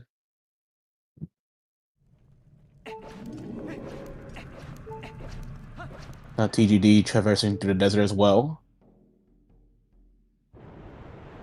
It doesn't look like he's damaging down, so I do not believe he will be attempting Death Sword skip.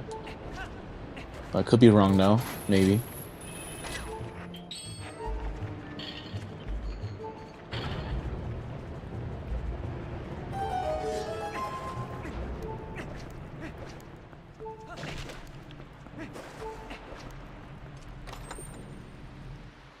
So anyway, like I was saying, Arbiter's Grounds is one of the most intensive dungeons in the run, primarily because of how brick heavy it is and how trick dense it is.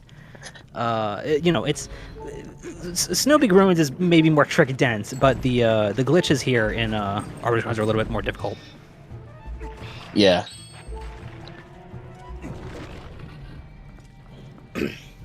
The first one we'll see after this nice long cutscene. Used to be back in the day, this gate closing meant something. You know, we had to get all these pos, well, 3 of these pos. We had to do po 1 skip. We had to do po 4 manip. We had to... What else? That's about it, really. Some third thing. Po 2 was kind of annoying. You know? The bubbles were really inconsistent, and like the ghost, the Poe itself would get caught in the wall and it wouldn't be vulnerable. It was a whole thing. But nowadays we just do this. Go over here, pick up a pot. Simple as. Pick up 2 pots if you want. Nice little side hop there. Yeah. Walk over here, drop it, cardinalize your direction. Pick up, spin, turn around, grab the pot, unequip those boots, make sure. Look down, snap twice, there you go, drop that pot, hit the pot, pick up the rupee, turn around, and you're through. Yep, and then a little bomb for, yep. Yeah, if you recall earlier that death warp during Isa 1 skip, nice beast blue. Same thing is going to happen here after they try to kill Death Sword. Or they try to skip Death Sword, rather. Yeah. Which we saw with damage down, but we didn't see TGD do that, so I do not believe we'll be seeing that from TGD. Yeah. It's sort of a on-the-fly decision that you make, depending on how healthy you are at any given moment and how confident you are. This is the tough part of human movement. This is a fairly difficult bit of movement here. It's far easier as Wolf, but a little bit slower.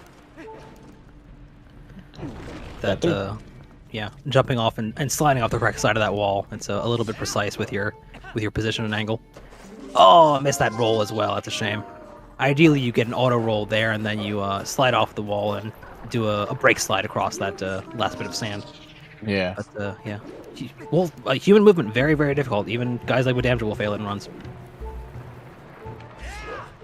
Nice step clip there. Just using the skull to push Link out of bounds so he can step up onto a little ledge there. And now we enter the Death Sword room, the mini boss of this dungeon. So let's see. bdamja attempt a DSS. Also, hi ZSR. I'm glad you rated while I was on. Yeah. I hope that the Z2 went good. What the hell was happening?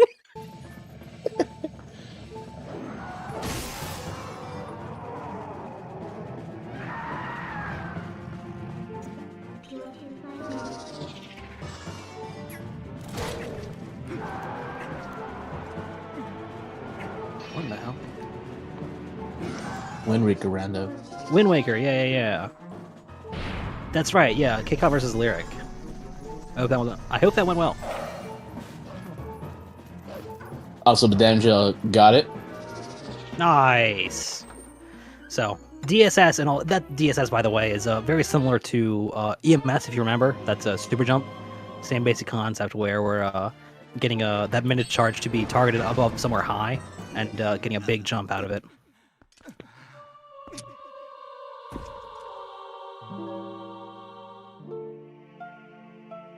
And bdamja damage down to the point where a single bomb would kill him here after getting the spinner, because it is faster to just Death Warp out of this room. Yeah, the ways by which you leave Death Sword are either kill Death Sword and walk out, save warp, or Death Warp. And killing Death Sword obviously very slow, and save warping unfortunately puts Link at the beginning of the dungeon, which is before Poke Gate Clip, which the runners do not feel like doing again. Speaking of Poke Gate Clip, here is TGD's first attempt. Yep.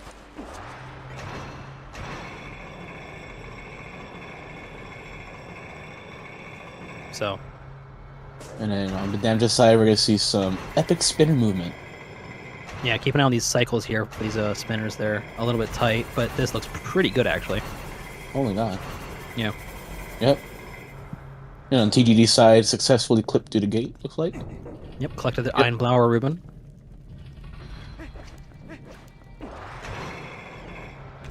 And now TGD and bdamja are in the same room.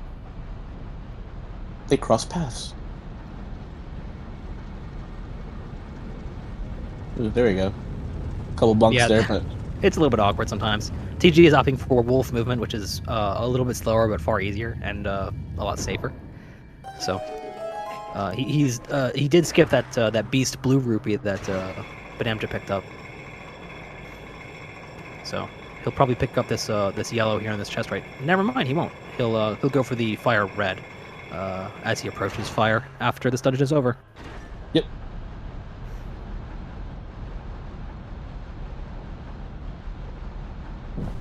And then bdamja's making his final ascent to the boss room, where we're gonna see him fight Star-Lord. Ooh. Definitely going to see him fight and defeat Star-Lord, 110%.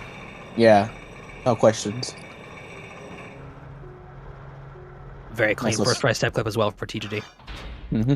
That trick is difficult for me at least. I don't know about anybody else, but it's a little bit finicky in my opinion. It can sometimes just fail for no reason. Yeah, I myself have a few issues with it too, but I'm new to it though, so I don't really fully understand it. Door sync, Pog Champ, nice. mini boss and boss. Let's see how TGD attempts this Death Sword fight. almost certainly will be. And then Star-Lord fight right here. Oh, missed him. That's a shame. Completely whipped.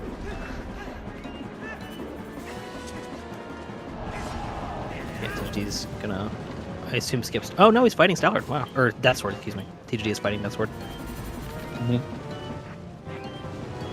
And bdamja doing a couple of angle buffers and setups and whatnot to do this claw shot active displacement here with Joseph. Just if you are claw shotting something while you're dropping, then instead of you going to hit it, it goes to you. And we can exploit that. Oh, just a little bit too slow. I think the manip was imperfect. I don't actually know what happened. I wasn't paying attention.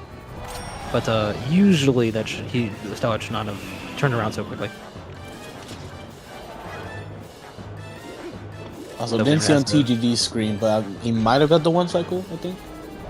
I assume he did, yeah. Not super difficult. Just relies on you not accidentally finishing your combo.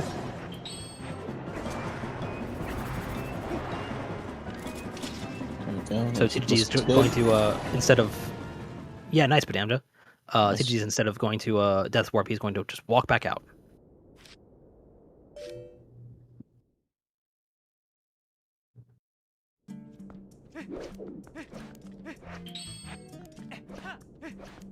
So pretty fast out skip for bdamja. Not as fast as it could have been, but very solid.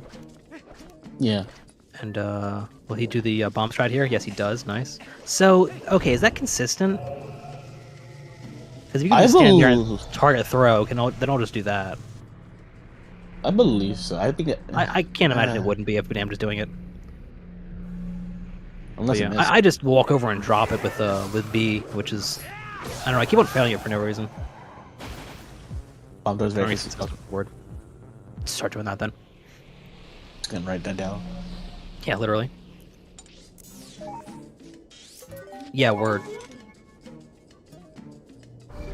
bdamja, by the way, zoomed in before warping there because if you have defeated Star-Lord but have not raised the mirror, Ben is like, we have to go get the mirror, dude, and doesn't let you warp. Unless you zoom in which case she forgets. So TGD waiting on a favorable cycle here and still getting fucked over. Yeah. Classic epic spinner room. Yeah.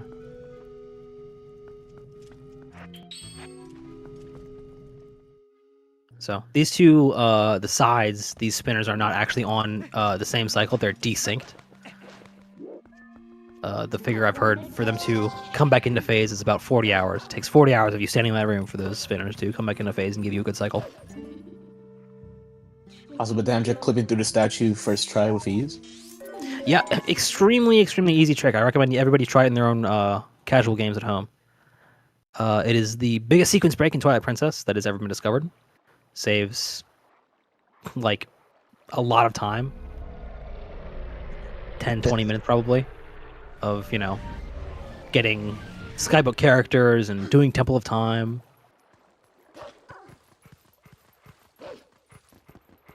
I love Temple of Time, but Temple of Time's ass does not belong at any percent. No. Imagine if the Dominion Rod was mandatory. Ugh. I don't even know what it'd be. It'd be some random bullshit in Hyrule Castle, probably. It'd be you have to move a statue onto a switch. Right, literally, yeah. That's what I'm saying, dude. I like TOT. Run AMS. Everybody should run AMS. AMS is like the best category. But I don't need TOT on any percent.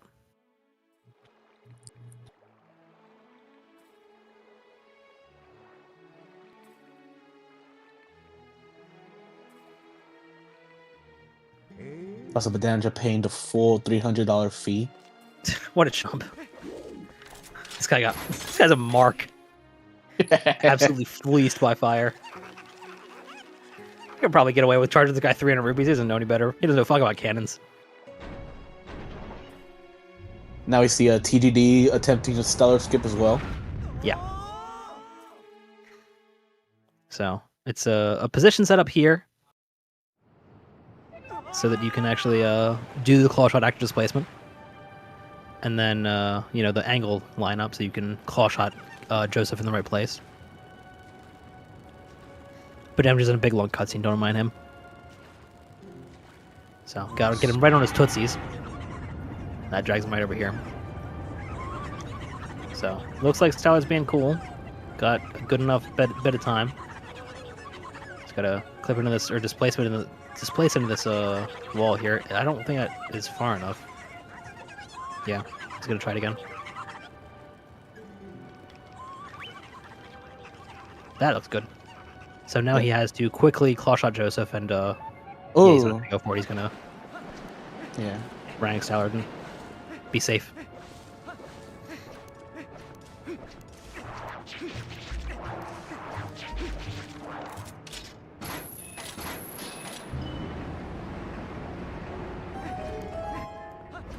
bdamja on the left side of your screen is going to be doing a couple of cool LJAs in this big room, so if you want to watch that, you're more than welcome to.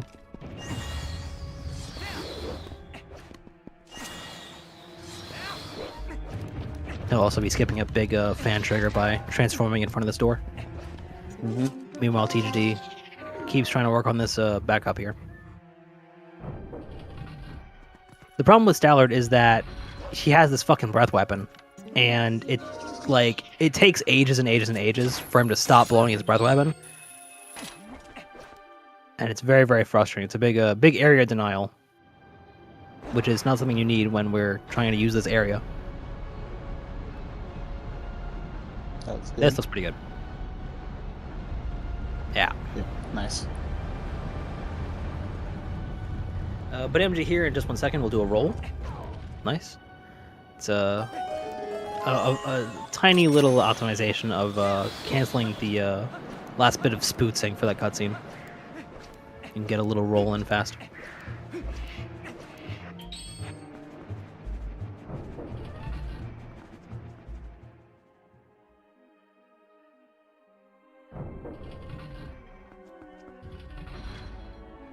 Yeah, that Lord Skip was approximately the last thing that TGD needed in this race. Yeah. So, pretty unfortunate time loss, but, you know, the race goes on. Unlike me, he actually succeeded in doing the bomb strat, where you just place a bomb down. Yeah. And it kills the Shadow Beast.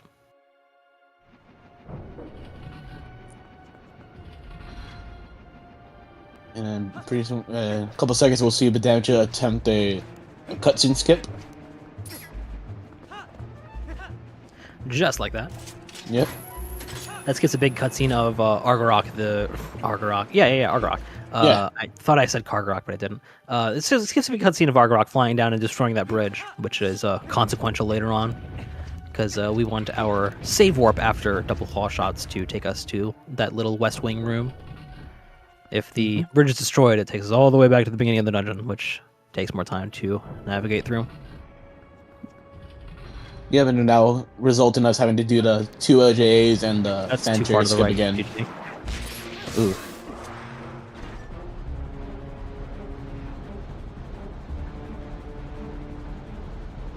That works.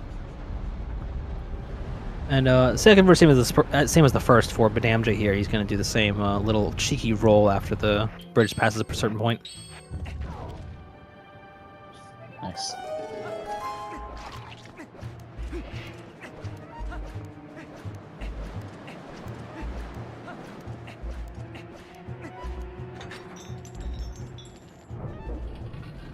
And coming up for bdamja as well, I believe we'll see our last iteration of displacement clip.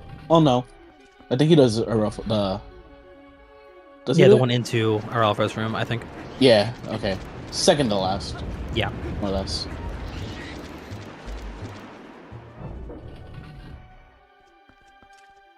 TGG on the right side, going to grab that fire's 20 rupees up here. 20 rupees up here. Jump attack to skip the text. And here's bdamja with one of the more involved displacement clip setups. Ooh.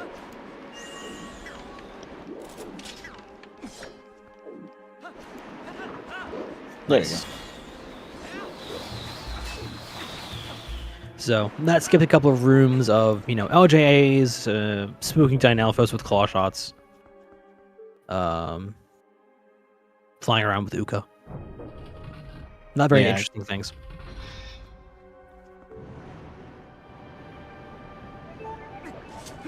Yeah, here we'll see the last displacement clip. He didn't like that one. There you go. Spin, yeah. Yep. And I imagine he'll be doing a Wabi's Aerofo skip setup, where he looks all the way up, then does an item with buffer, and then snaps the camera a couple times, and then he's through. Nice.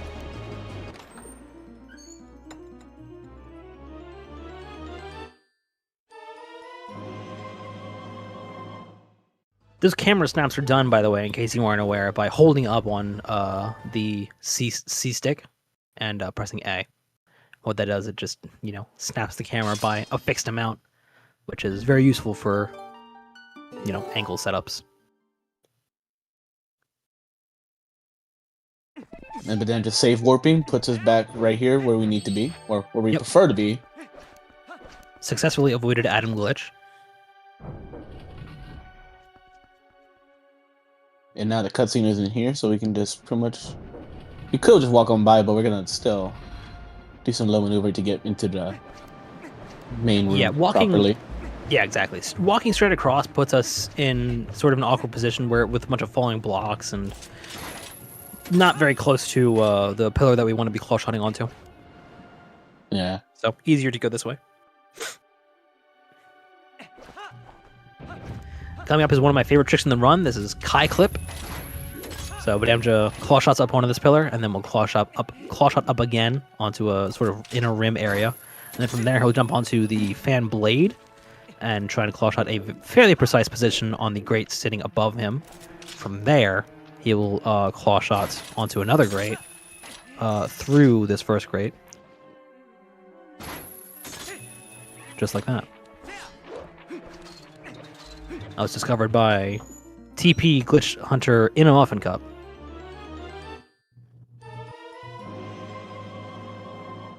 Watch Leroy, he says.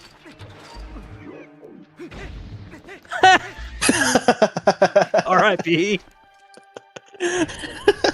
R.I.P. Dang.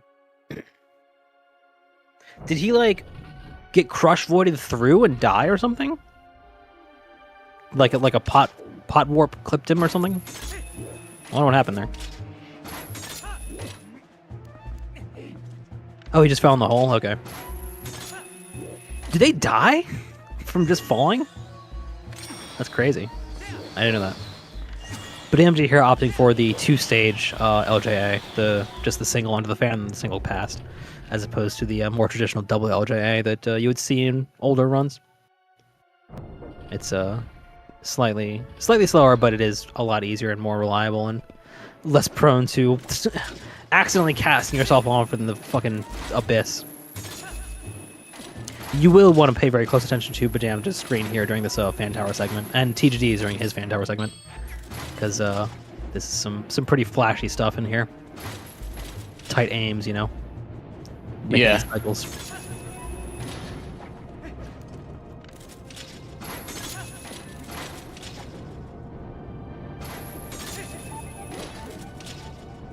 What we're doing there is sort of hitting the claw shot and then hitting it again to make it extend faster.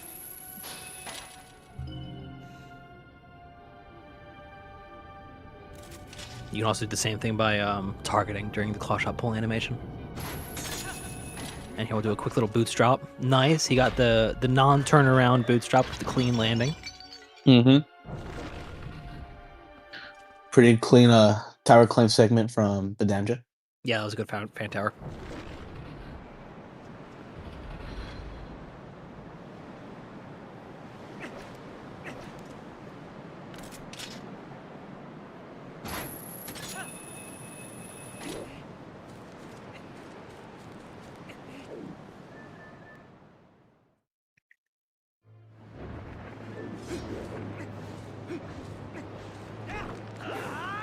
So now we're on to the Argrok fight. Argrok is a pretty straightforward fight, but there's a couple of strategies that you can do to make it a little bit faster, if you so desire.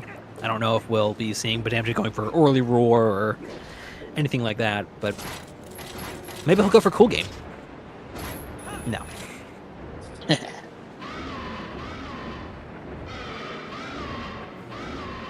There's a cool little regrab after this short cutscene of Argrok falling down where bdamja will turn around and claw shot back onto the fan very quickly and then claw shot back onto Argrok. That skips a small segment. It skips like 30 seconds of Argrok flying around and wasting time. Yeah. He used TGD at that City Gate clip from earlier. Doing that same highly involved setup. Nice. And doing the swag clank method, very cool.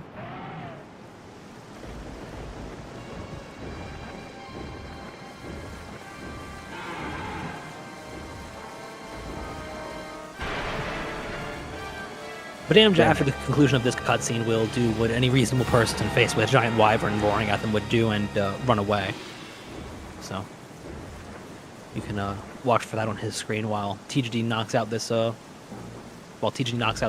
displacement clip into Aerophos, and then shortly afterwards the clip. Oh, nice! He's just doing it casually. He is on a quarter of a heart. Yeah, so probably just a little bit safer. I do believe we'll still see Aerophos skip here. Yes, for sure.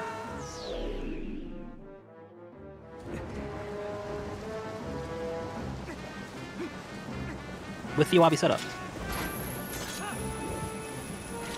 Yeah, I think he noticed that his controller or his camera got bunched during that setup. Yeah. So he went for it manually, but by that point it was a little bit too late.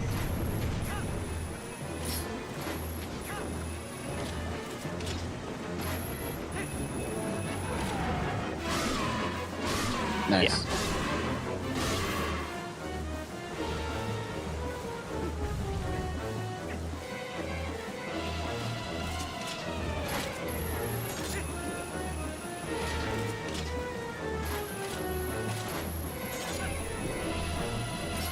I'm watching bdamja to see. Okay, nice, yeah. It's just going fast. Yeah, dropping down on the chain a little bit. The idea there is that you're waiting for Argrok's fire breath to be over top of you before claw shotting away, because that's sort of the point where Argrok is like, oh, okay, you're sinking. I don't need to be attacking you anymore. Mm-hmm. And once it's done attacking you, that makes it vulnerable.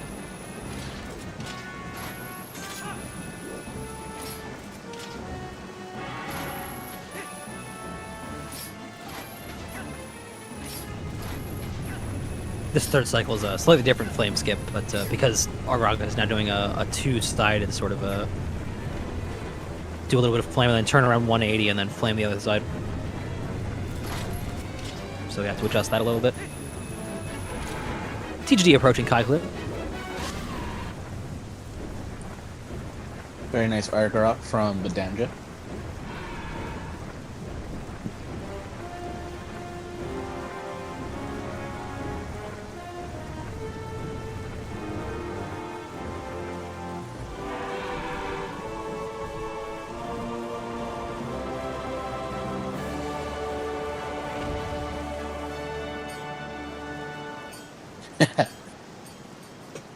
I remember the last time I accidentally killed my pet bird and it exploded and a heart fell out of it.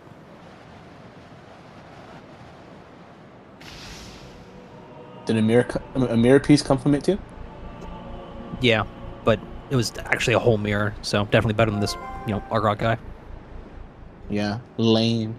Kind of cringe.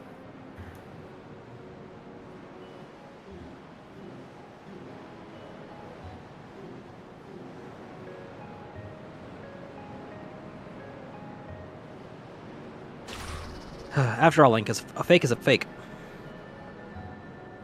Yeah.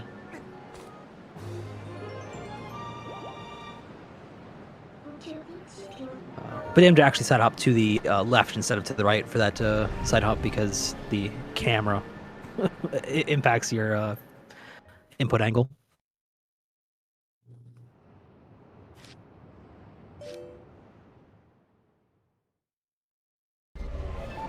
TGD entering fan tower. Good luck, TGD. And bdamja over there just equipped the iron boots. He's going to be mashing the B button to get a sword drop or a sword slash as he's descending out of hitting the sky so that he can land right there on the bridge, which is significantly faster than landing in the water in terms of being able to warp.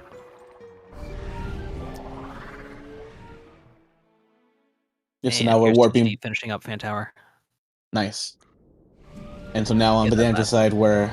Nice. Ooh, nice. Now we're here back in the mirror chamber. Unraised, but now... raised. Yeah, poof. A mirror.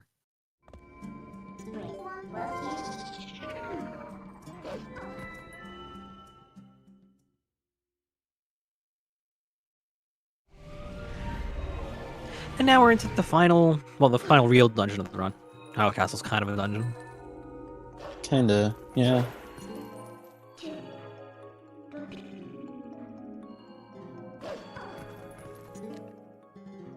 You gotta talk to that guy first. Yeah. Wow, TGD, nice Rob shot. And the tech skip. Let's go, man. This guy's cracked on the sticks. Or the cutscene skip, rather. That's a good ass Rob. That was like a perfect Rob shot, you know, all the way to the top, two-hand grab. Yeah.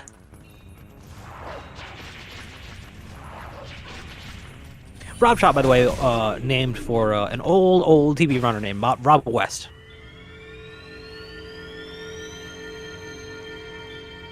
Shout out to Rob.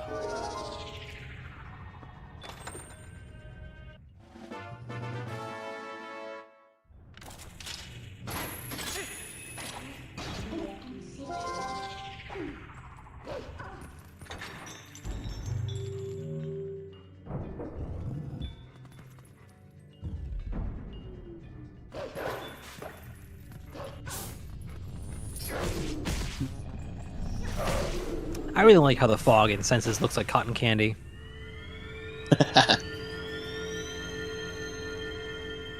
Yeah, that is a nice little detail.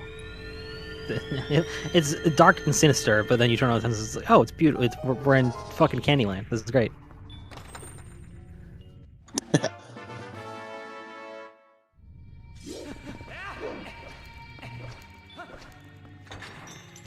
And then we're getting the second small key of the dungeon. Yeah, second of 7. This is the small keyinest dungeon in the run.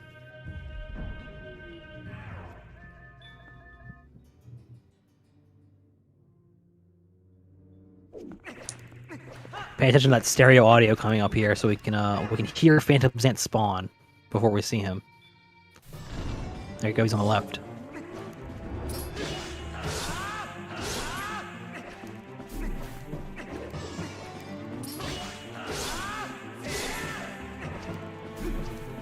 And on the right, yeah, nice. Nice. Yep, pretty clean Phantom Zant fight. Blah, blah, blah. It's really the only major danger there is that you mess up your quick spins, or you get a roll stab into him to open up the chain and it messes up your whole cycles.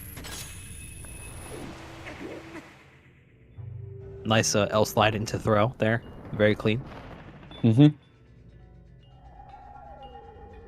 The benefit of throwing the soul early is that it overlaps those two cutscenes of the Wall Master waking up and also the stairs raising. Yeah. Wall Master, Floor Master, Big Hand, I don't know. I'm actually not sure what the game calls it. I think they're called Zant hands. I think that rings a bell, yeah. Yeah, thank you, Cass. I said it first. John did say it first. Well, I think they're Wall Masters. But just barely missed. That sucks.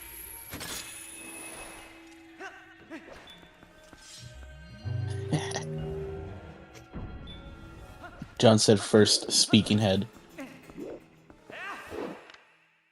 You'll see another L slide right here to skip the little... Oh, nope. Yeah, it's a little bit touchy. The idea there is you L slide with the soul into the trigger, which spawns the squeebles, but it's a little bit touchy sometimes.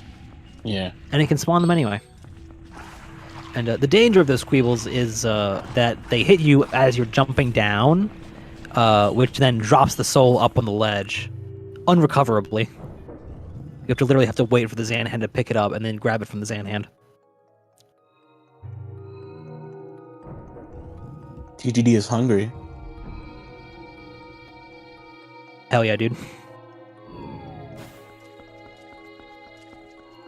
Big gamer hop from bdamja there. That's just a slider of Vector. Mm-hmm.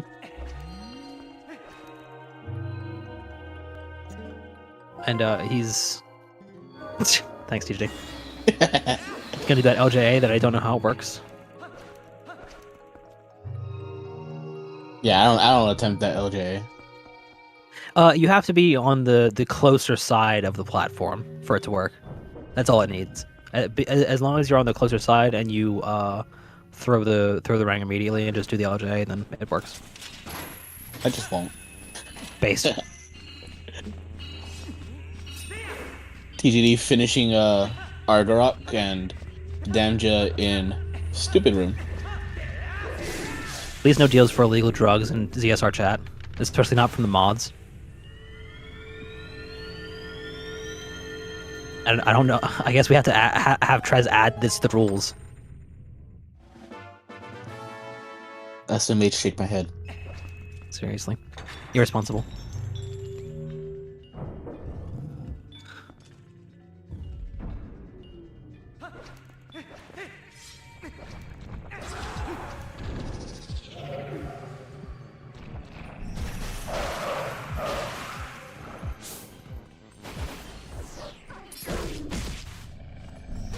Oh, no, but it doesn't go for the single mid-charge hit on the Zan Mask there. That's a more common one to do that on.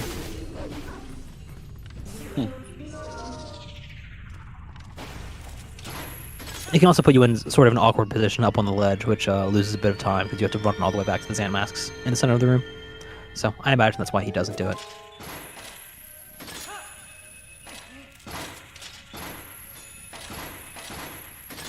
It's just slower. The single hit is slower? Really? I didn't know that. Nice claw shot. That looked very practiced. Well, that didn't, but... Nice bunk, bro. Got his ass.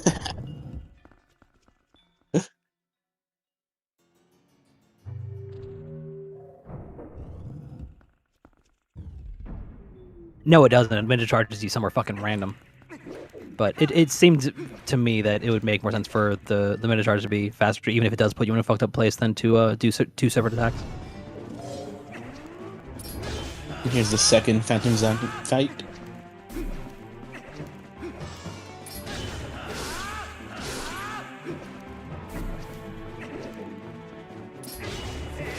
Nice, yeah.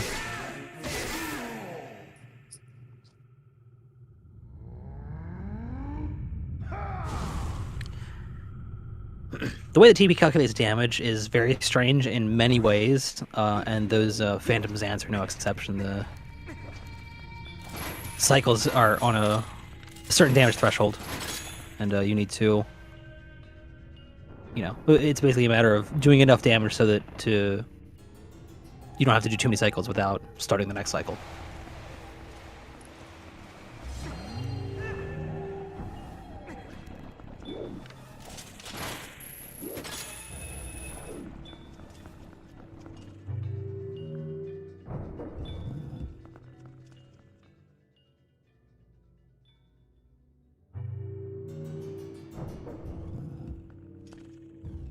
Midna says that these two souls, these big balls of light, they're equivalent to the sun.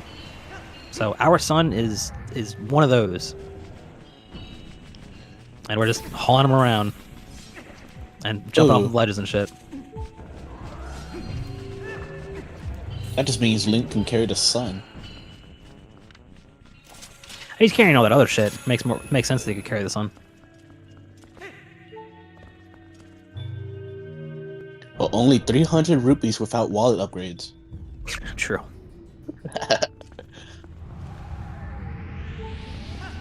To be fair, rupees are really big.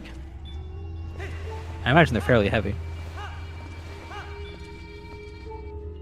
But the sun isn't. Good point, good point.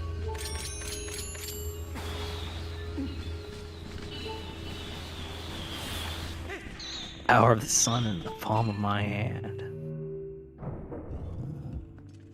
I rewatched those movies a couple months ago. They absolutely hold up.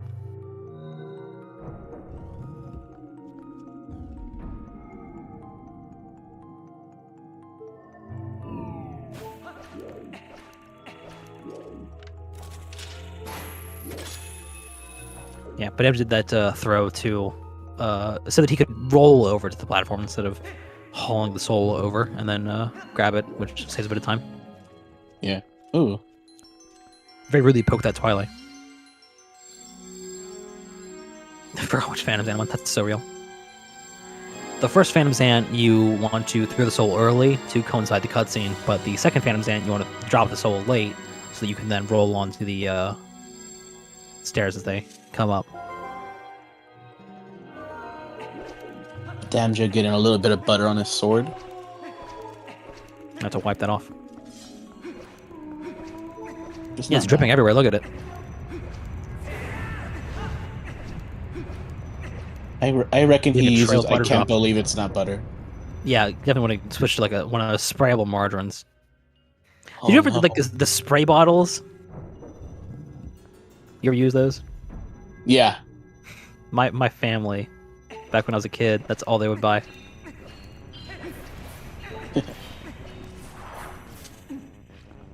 Needless to say, I use real butter now. But I'm getting trolled by the soul. Hopefully it actually slides in. Yes, it does. Nice. Nice. He might get hecked by a squeeble. Yeah. Yep. Classic squeeble. Free heart for his troubles. Nice. And cool little LJ across this gap here.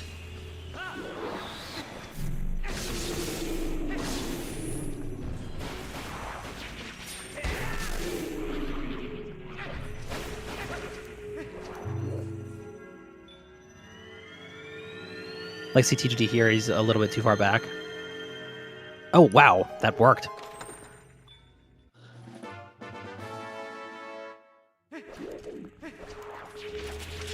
Just barely. Oh, Yeah. I didn't even notice that hard back there. Come on, you can do it. No, he's gonna go for the LJ instead. Yeah.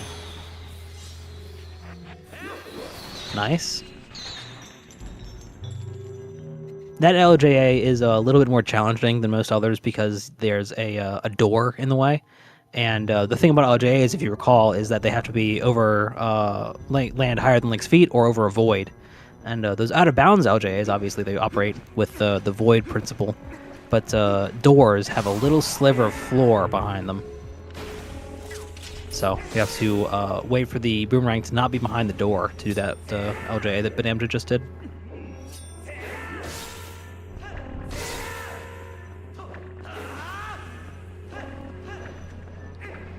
I think we'll see another LJA from bdamja here pretty soon. Yep. Yeah, this one is a little bit risky because it has a risk of planking, but yeah. Like that. As long as you're in the right position and you have the right angle, then obviously you can predict that your clank will land you on the floor instead of in the void.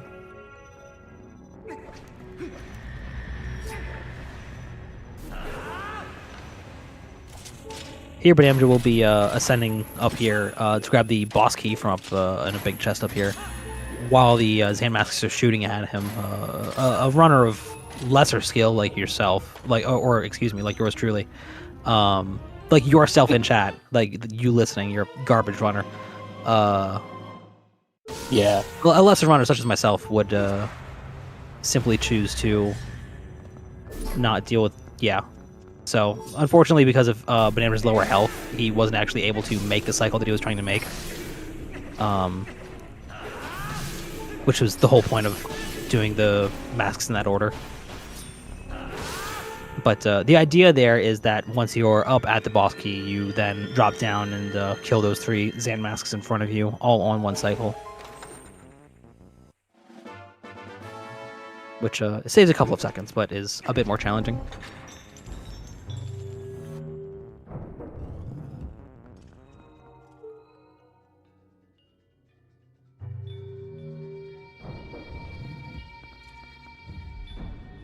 You can see TGD here on his second Phantom Zan fight. Panning that camera around, listening hard.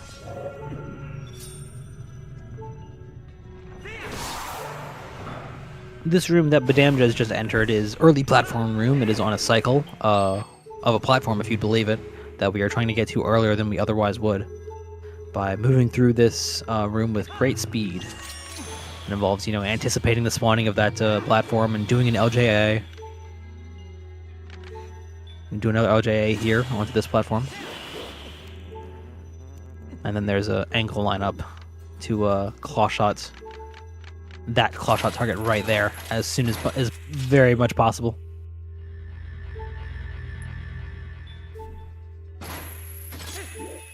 Nice. Which, put that all together and it gets you onto that platform pretty early.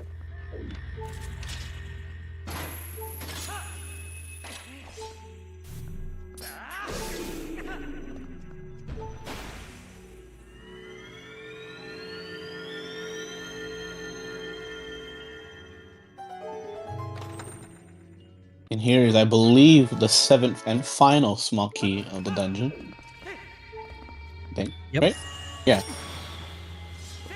That is correct. No more Klein and Schlussels. Well, actually, one more Klein and Schlussel in the run. Or 2, I suppose. 2. Yeah, 2.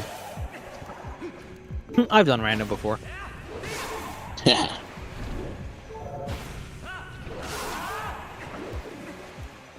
This room that bdamja's in, this is the room that precedes Zan. This is sort of his army of goons, I guess. And they would be a lot more threatening if they didn't spawn in the same place every single time, and at the same time every single time. So These are pretty easy. I like to believe that this is the what's left of the army that attacked Hyrule. Oh yeah, yeah. You recall that cutscene that we skipped really early in the run? Well, those... I don't think those messengers are the same ones because the messengers from the cutscene in the castle have the special face, remember? Wasn't it only the 2 on the side? You're right, actually, you're right. I thought they all were, but you're right, there was a few normal ones. I haven't watched that cutscene in so long. Butter has filled TGG's sword. He's well on his way. Nice break slide. Nice. See if we can get a better one up here. No dice. He said that was all we get. Luckily, he didn't do the thing that he has done, where he did a spin too far away, I think, from the waterfall, and then tried to jump through it and hit it and fell all the way down. And I think game over because he was on low health. Ooh, unfortunate. Yeah, that was some time ago.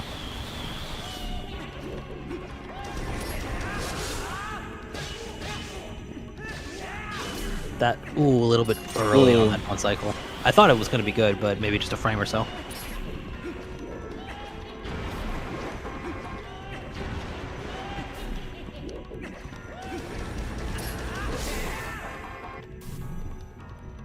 It's technically RNG how many times Zan, appears in other places before he actually does his attack during that second phase. But in practice, I find, at least, it's mostly 3 times, which is the least optimal. Right, that was your first sub 3. Yes, yes, yes. Thank you for reminding me. bdamja grabbing Zan by the ankle, it looked like. Yeah.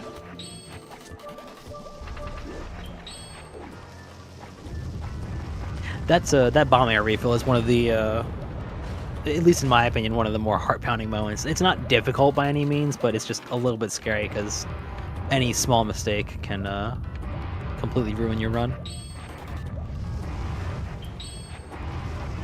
This whole phase, this phase 3 of Morpheal, or of Zant, is kind of like that.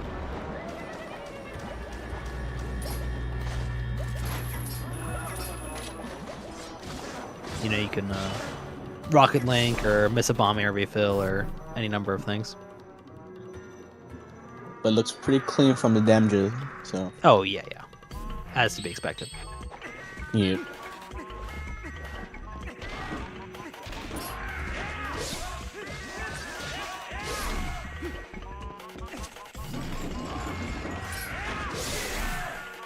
Next he's ball and chain.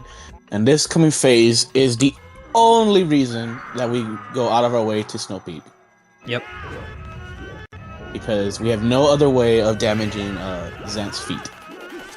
Yeah, Zant's big chonky shoes are only penetrable to the ball and chain. Yeah, it sucks. He's gonna keep running away, yeah. Gonna have to. Yeah, it's not gonna work either. That's annoying. Yeah. That's the annoying thing about this phase, is that Zant's movement is random, and he only becomes vulnerable after a certain number of hops. You know, he's a small enough size. So you really have to stay on him, which is very difficult with the slippy physics.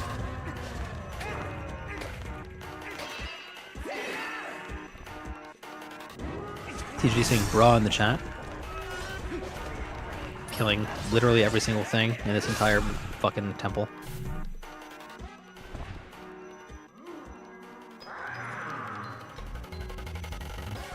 On a massacre. TGD, please don't get hit by the card rock out of this key. Okay, cool.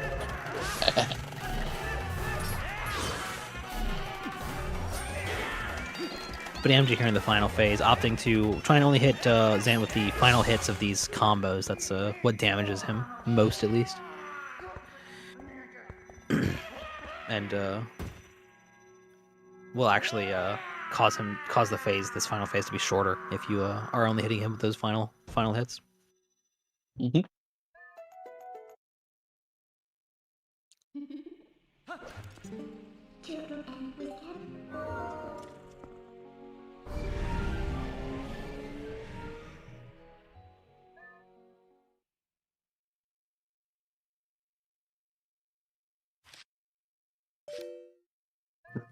Watch out, TGD. That really fucking sucks. Ugh. That is kind of one of the risks you run going to that platform, but very uncommon to see the Deku Baba act like that, or the Shadow Baba, I suppose.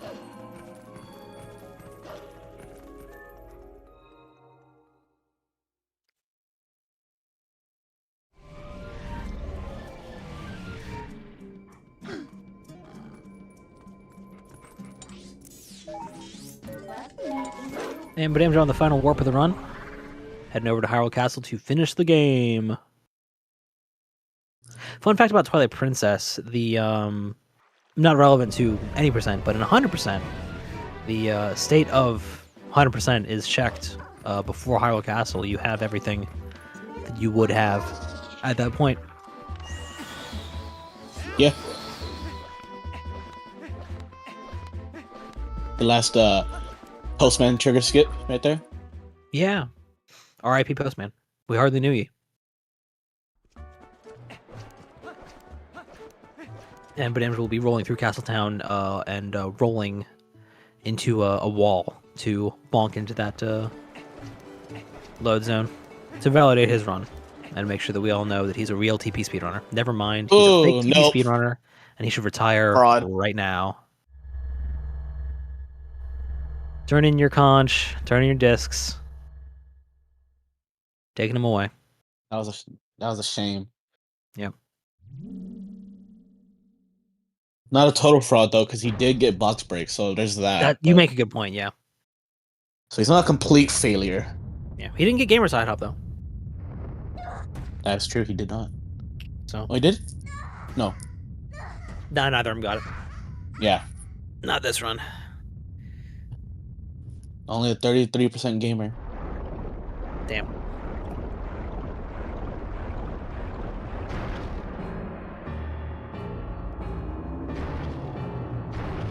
And then TGD entering the Zant fight. Well, the Zant room before the fight. Well, yeah.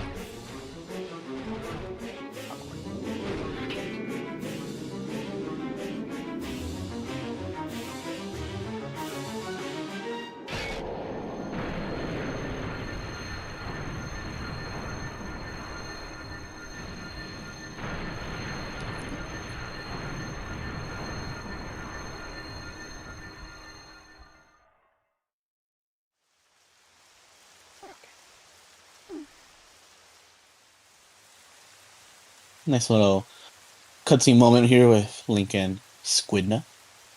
Yeah, a tender, heartwarming moment. Meanwhile, TGD in the Zant fight. What's wrong, Spice? You're not used to 230 enter high rolls? There's some Get kind good. of problem?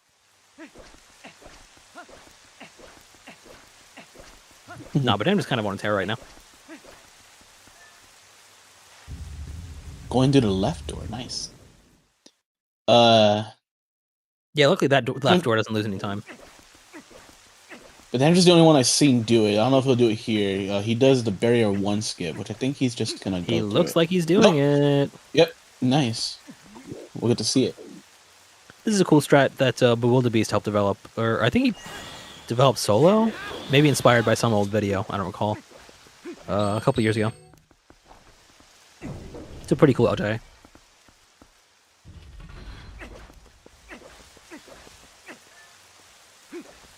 And here's another barrier skip. Nice. Wind Waker, eat your heart out. If you know, you know.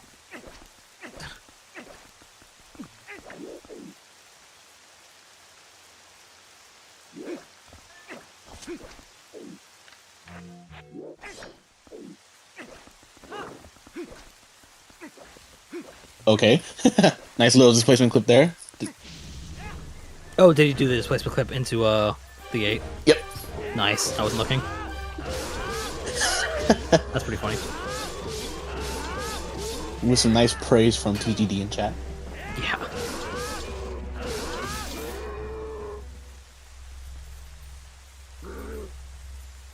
It might not be faster, but it is cooler.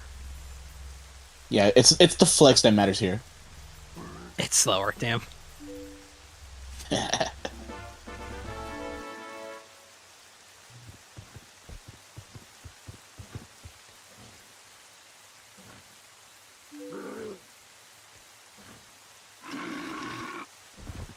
See if bdamja gets this one framer into the save. KB getting caught on the gate was very funny, actually. I think that was worth. I've never seen that.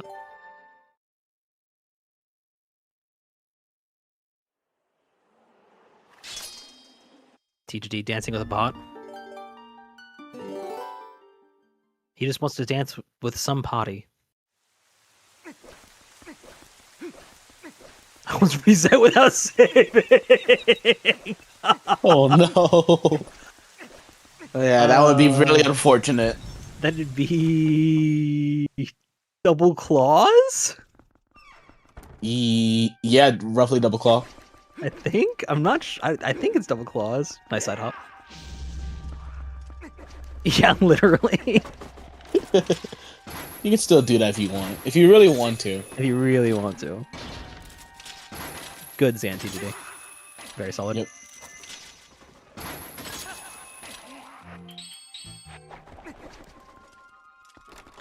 Left door. Nice. This one doesn't lose time either, but you know.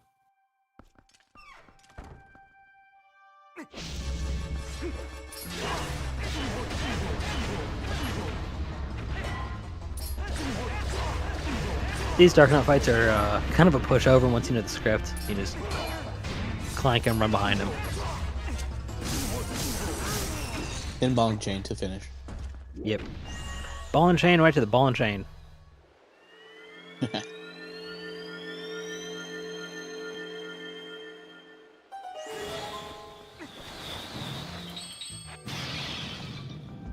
Okay, yeah, it is double claw. Whew. That'd be a setback. Yeah. That's roughly what, maybe 30 minutes? Yeah, approximately. A little bit more.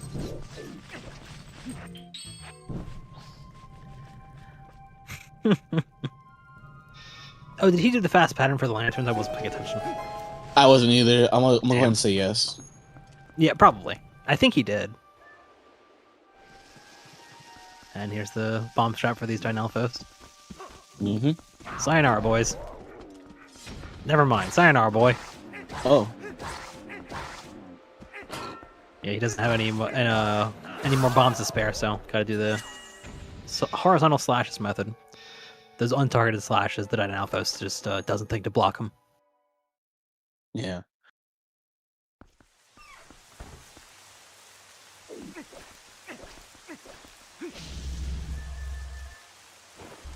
Now to see if TGD can validate his run here. Yeah, seriously. Oh, but Andrew was a little bit slow on the BNC pull. It's annoying. Easy enough to back up, but kind of frustrating. Yeah. Oh, this Aerophos is so annoying. Oh, TGD got it. Yep. Gamer. GG. TGD takes it, moves on. Sorry, bdamja, you're relegated to losers bracket.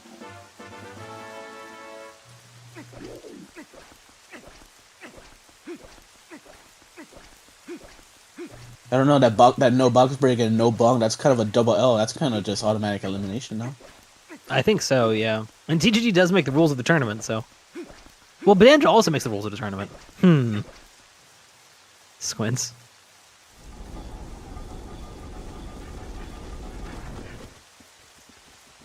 Yeah, the box break was clutch. Yeah. So who knows? No one got side hop though, so. F. F for both of you. Oh, they did get box break. I don't know why I thought they didn't. He'll come down. Yep. Please do Zelda Crash. I'm begging you. Pleading. Please do Zelda Crash. Also, Giga Friends. Your friends. It's all about the friends who made along the way. Yep. Well, The two friend we friends who made along the way. Yeah, and the other two guys who were just kind of hangers on. The other two were just invited. The Yeah. plus ones. Yeah, that makes sense. Obviously, Shad is with Aru and Ashe is with Russell. Yeah. Because Russell pulls. Yeah. So does Aru, obviously, but, you know, differently. Yeah, yeah. And then we just saw the final small key of the run. Yeah. Watch out for the ghost rats in this room. Oh, wait, they're gone. Whoa.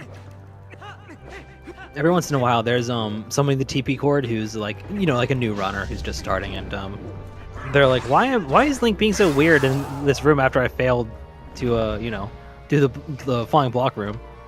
And it's like, there's rats. And TGD using a bomb to get through the barrier or kill all the enemies to finish the barrier. Nice. Yeah. But he will go for this barrier skip.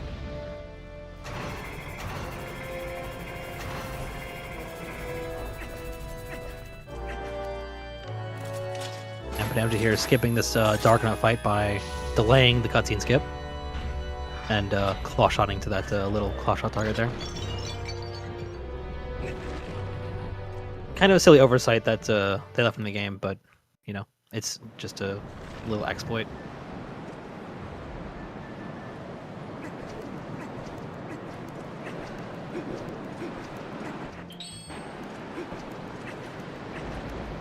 TG knocking out KB4 while bdamja enters Zelda.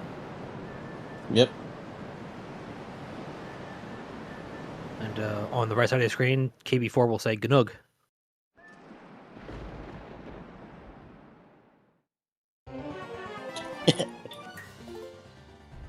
Do air holstein and Kleinschlüssel. But I'm just saving his game so that he can do Zelda Crash. That's very funny. Yeah. Not quite how that works, but you know, worth a shot.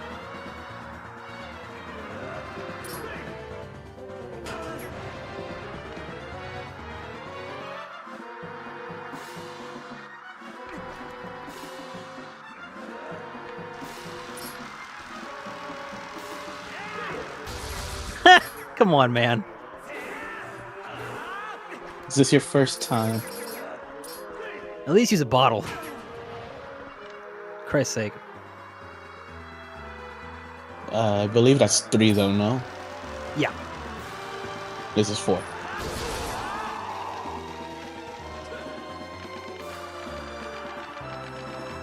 Oh god, the ankle snaps. Somebody help. Looking down at the floor here is most optimal because it does the least lag. This room, basically everything in this room lags.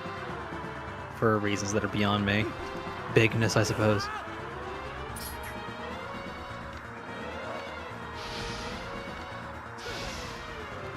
I believe that's 6 already? Yes, that was 6.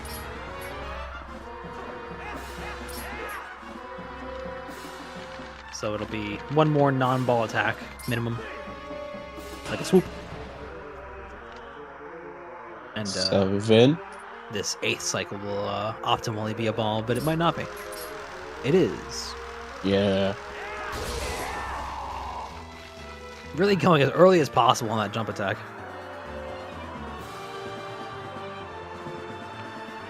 TGD got hit by Dark Knight pulling the sword. Classic. 9. Groupie. I understand. That's pretty funny.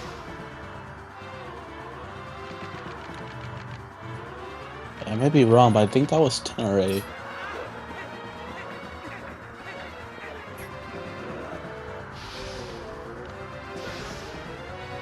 Was it? Oh, what did we miss a? Did we overcount a ball earlier? Well, I think the first move was a dash, and then he kind of bonked that second ball or the first ball. Hmm. I think that's 12. I might miscount it, but this has been going on for quite a while now. We'll find out later on wolfda.sh/5. Nice. Or you can just tell me. Or you can just tell me in chat right now. He won't. Yeah, what happened there, TGD?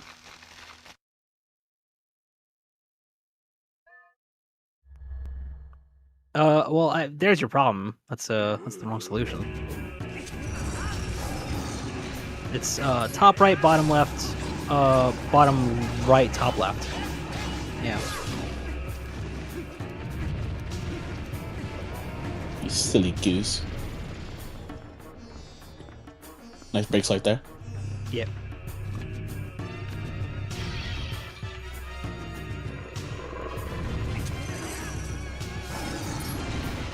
Cool. Doing that new early ball and chain throw.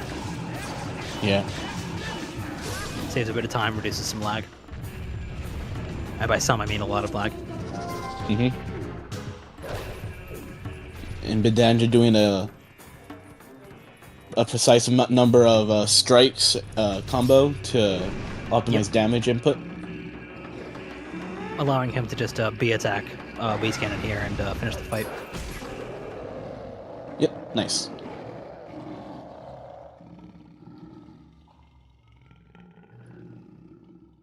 Looks like TGD also messed up the ball and chain. Yeah, these things happen.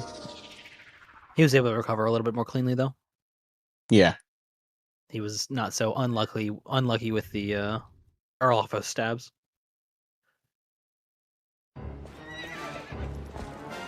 All right, but I'm on horseback. This part is entirely RNG. There's no human control of any part of it. Trust. Pattern A. Oh. TGD is he actually doing it? It looks like he's mostly doing it. Oh yeah, no dice. Yeah, I don't know. I don't know if he's like completely learned it yet, but I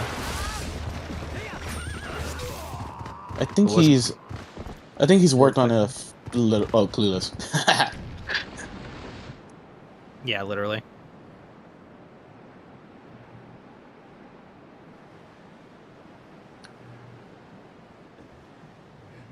That sounds about right. I was like, I don't think he's learned it, but you know, I don't know. Fuck. We've watched it, and that's enough. Exactly. An impressive looking blade, but nothing more. Would you hear my desire? To take this foul blade and use it to blot out the light forever. Fairly Yeah, straightforward desire. Yeah. Let's see if bdamja's auto spins are top tier.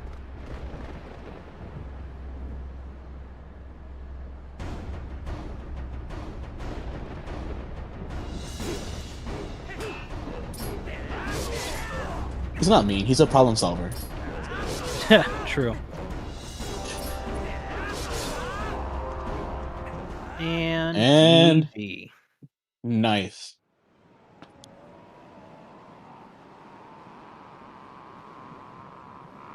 A 2:45:57. Yep, that's a new best race time for bdamja apparently. Is it nice?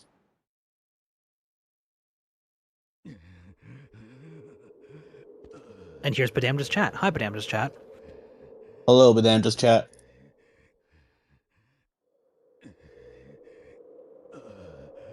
Do not think this ends here. Oh, is it? Well, race time says it is. So, race time is a fucking liar. I hate liars. Yeah, race time moment. Obviously, you can come in here if you want to hang out for a bit while we watch TGG finish up. Oh, let me swap the audio over. Sweep, sweep, sweep. Yeah, it looks like he's in the waiting room. Nice.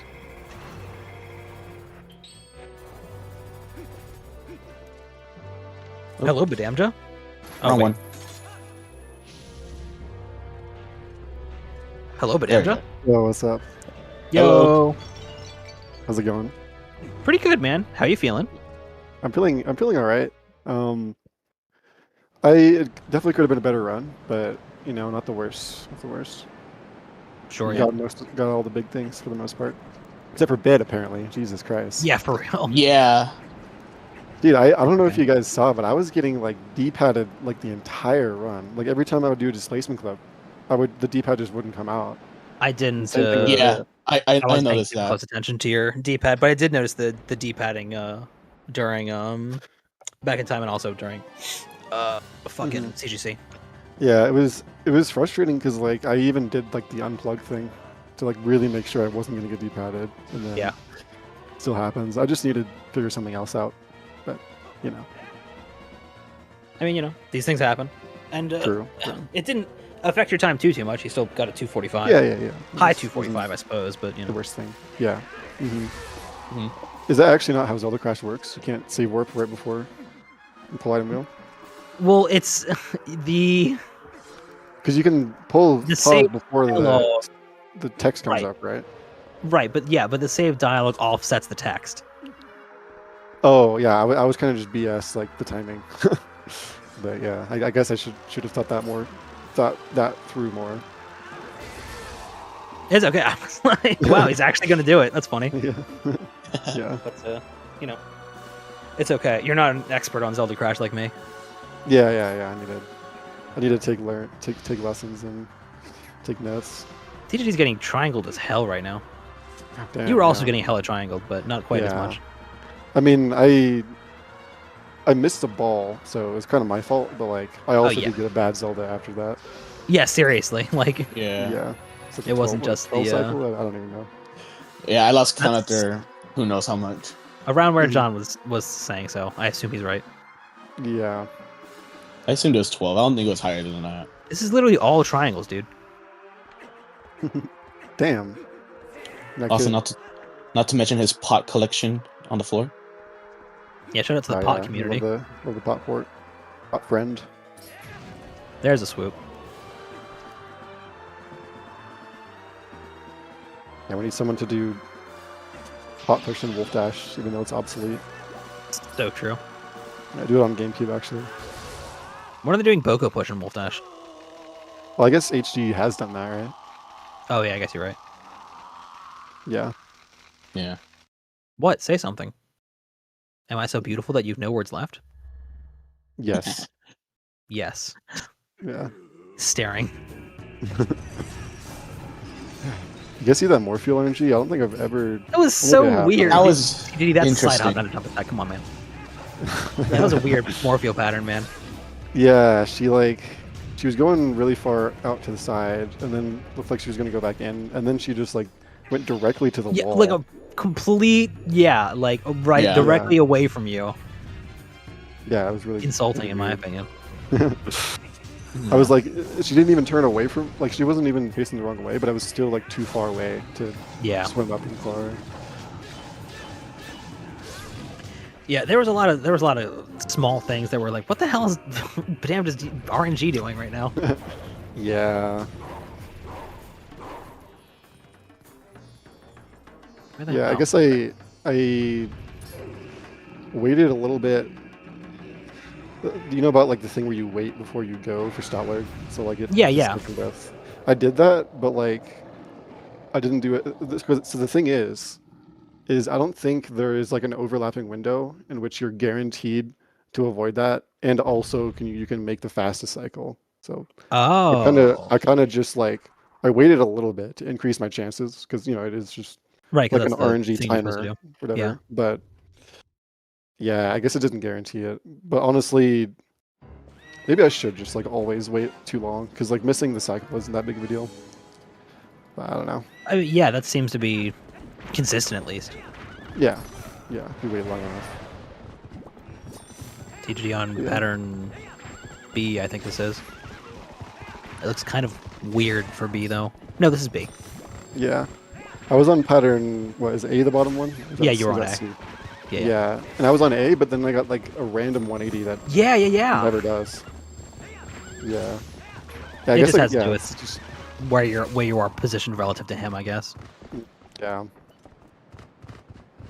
Probably. I've seen that SVA video like 6 times. I watch it still don't. religiously. Still don't like.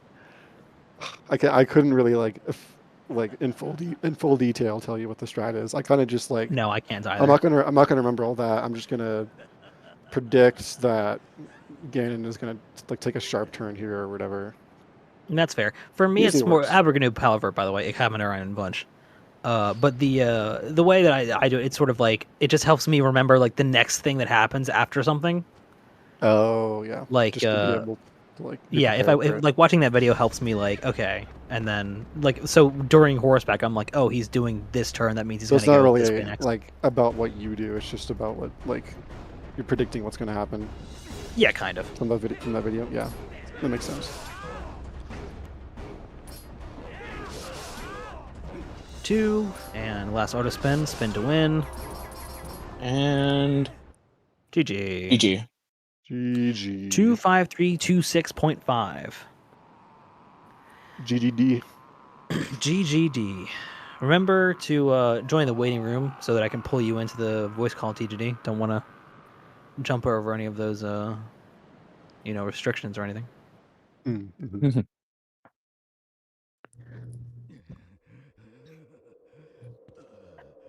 You son of a GGD. bitch. Ah, shit. Hello. Hey, guys. Yo. Hello. What's up? Sup? GG, you GG, got my guys. revenge. How you feeling, TGD? Run bad, but Run bad, but run it done. started off okay, but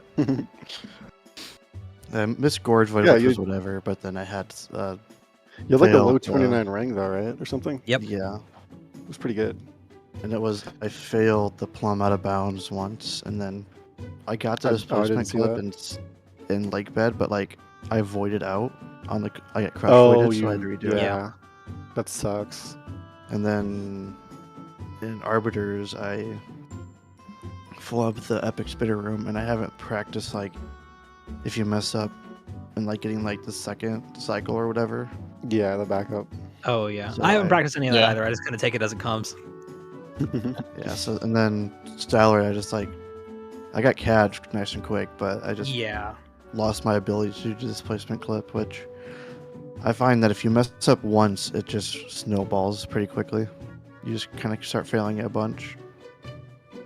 Yeah. It's, Um, you know, Yeah. you're Styler's in a weird place, and you're trying to figure out what's happening. Yeah, it's really annoying. It happens. But you got through it. You both finished. Thank you both for finishing. Yep. Not Yeah, not a thanks to comms. DNF. We'll tabulate your scores and all that good shit. Yeah. Right now, bdamja, you're staring down the barrel of either Marco or Morpha, Fighting.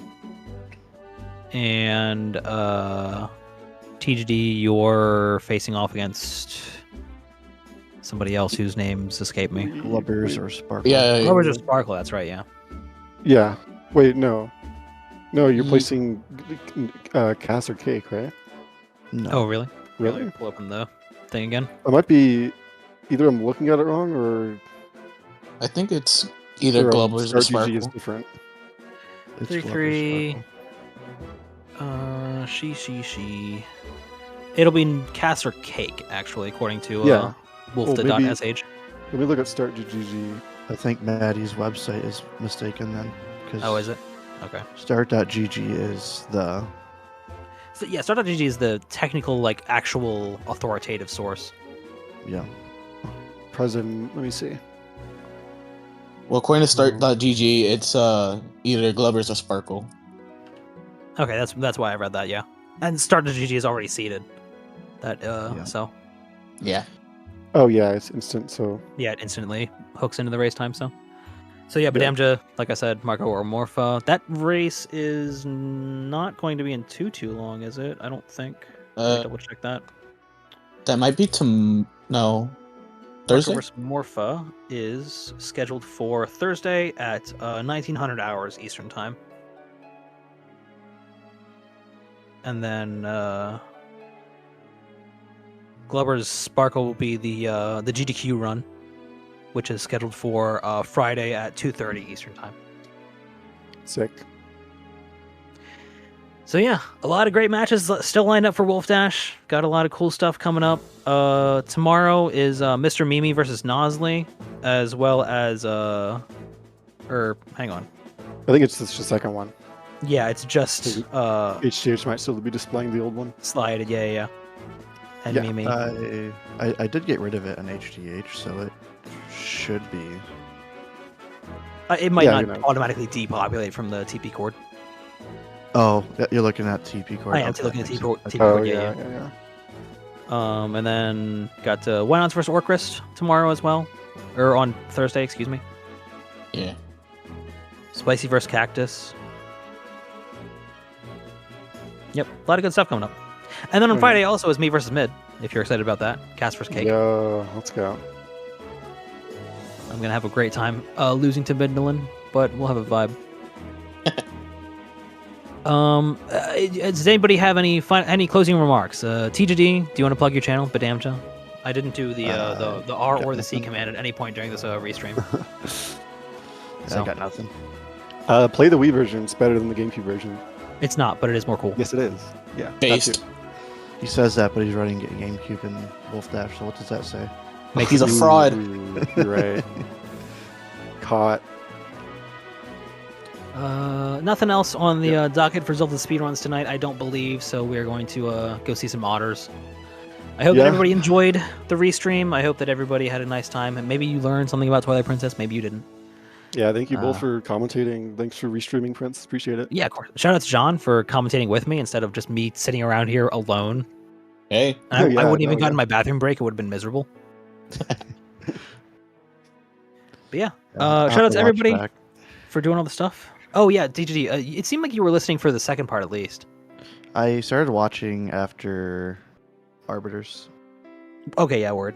I tuned in here and there, like just to kind of see where I was at, but Oh yeah, I wasn't watching the whole time. yeah. No, you guys were pretty close for a lot of the race. Mhm. Yeah. It The early game was pretty tight for most of it. Anyway, sorry, I'm trying to get us out of here. Good night, everybody. Thank you so much for joining us. Thank you for the runners for running. Thank you for John for commentating. Thank you for ZSR for ZSRing. I hope that you all have a lovely night. Ooh.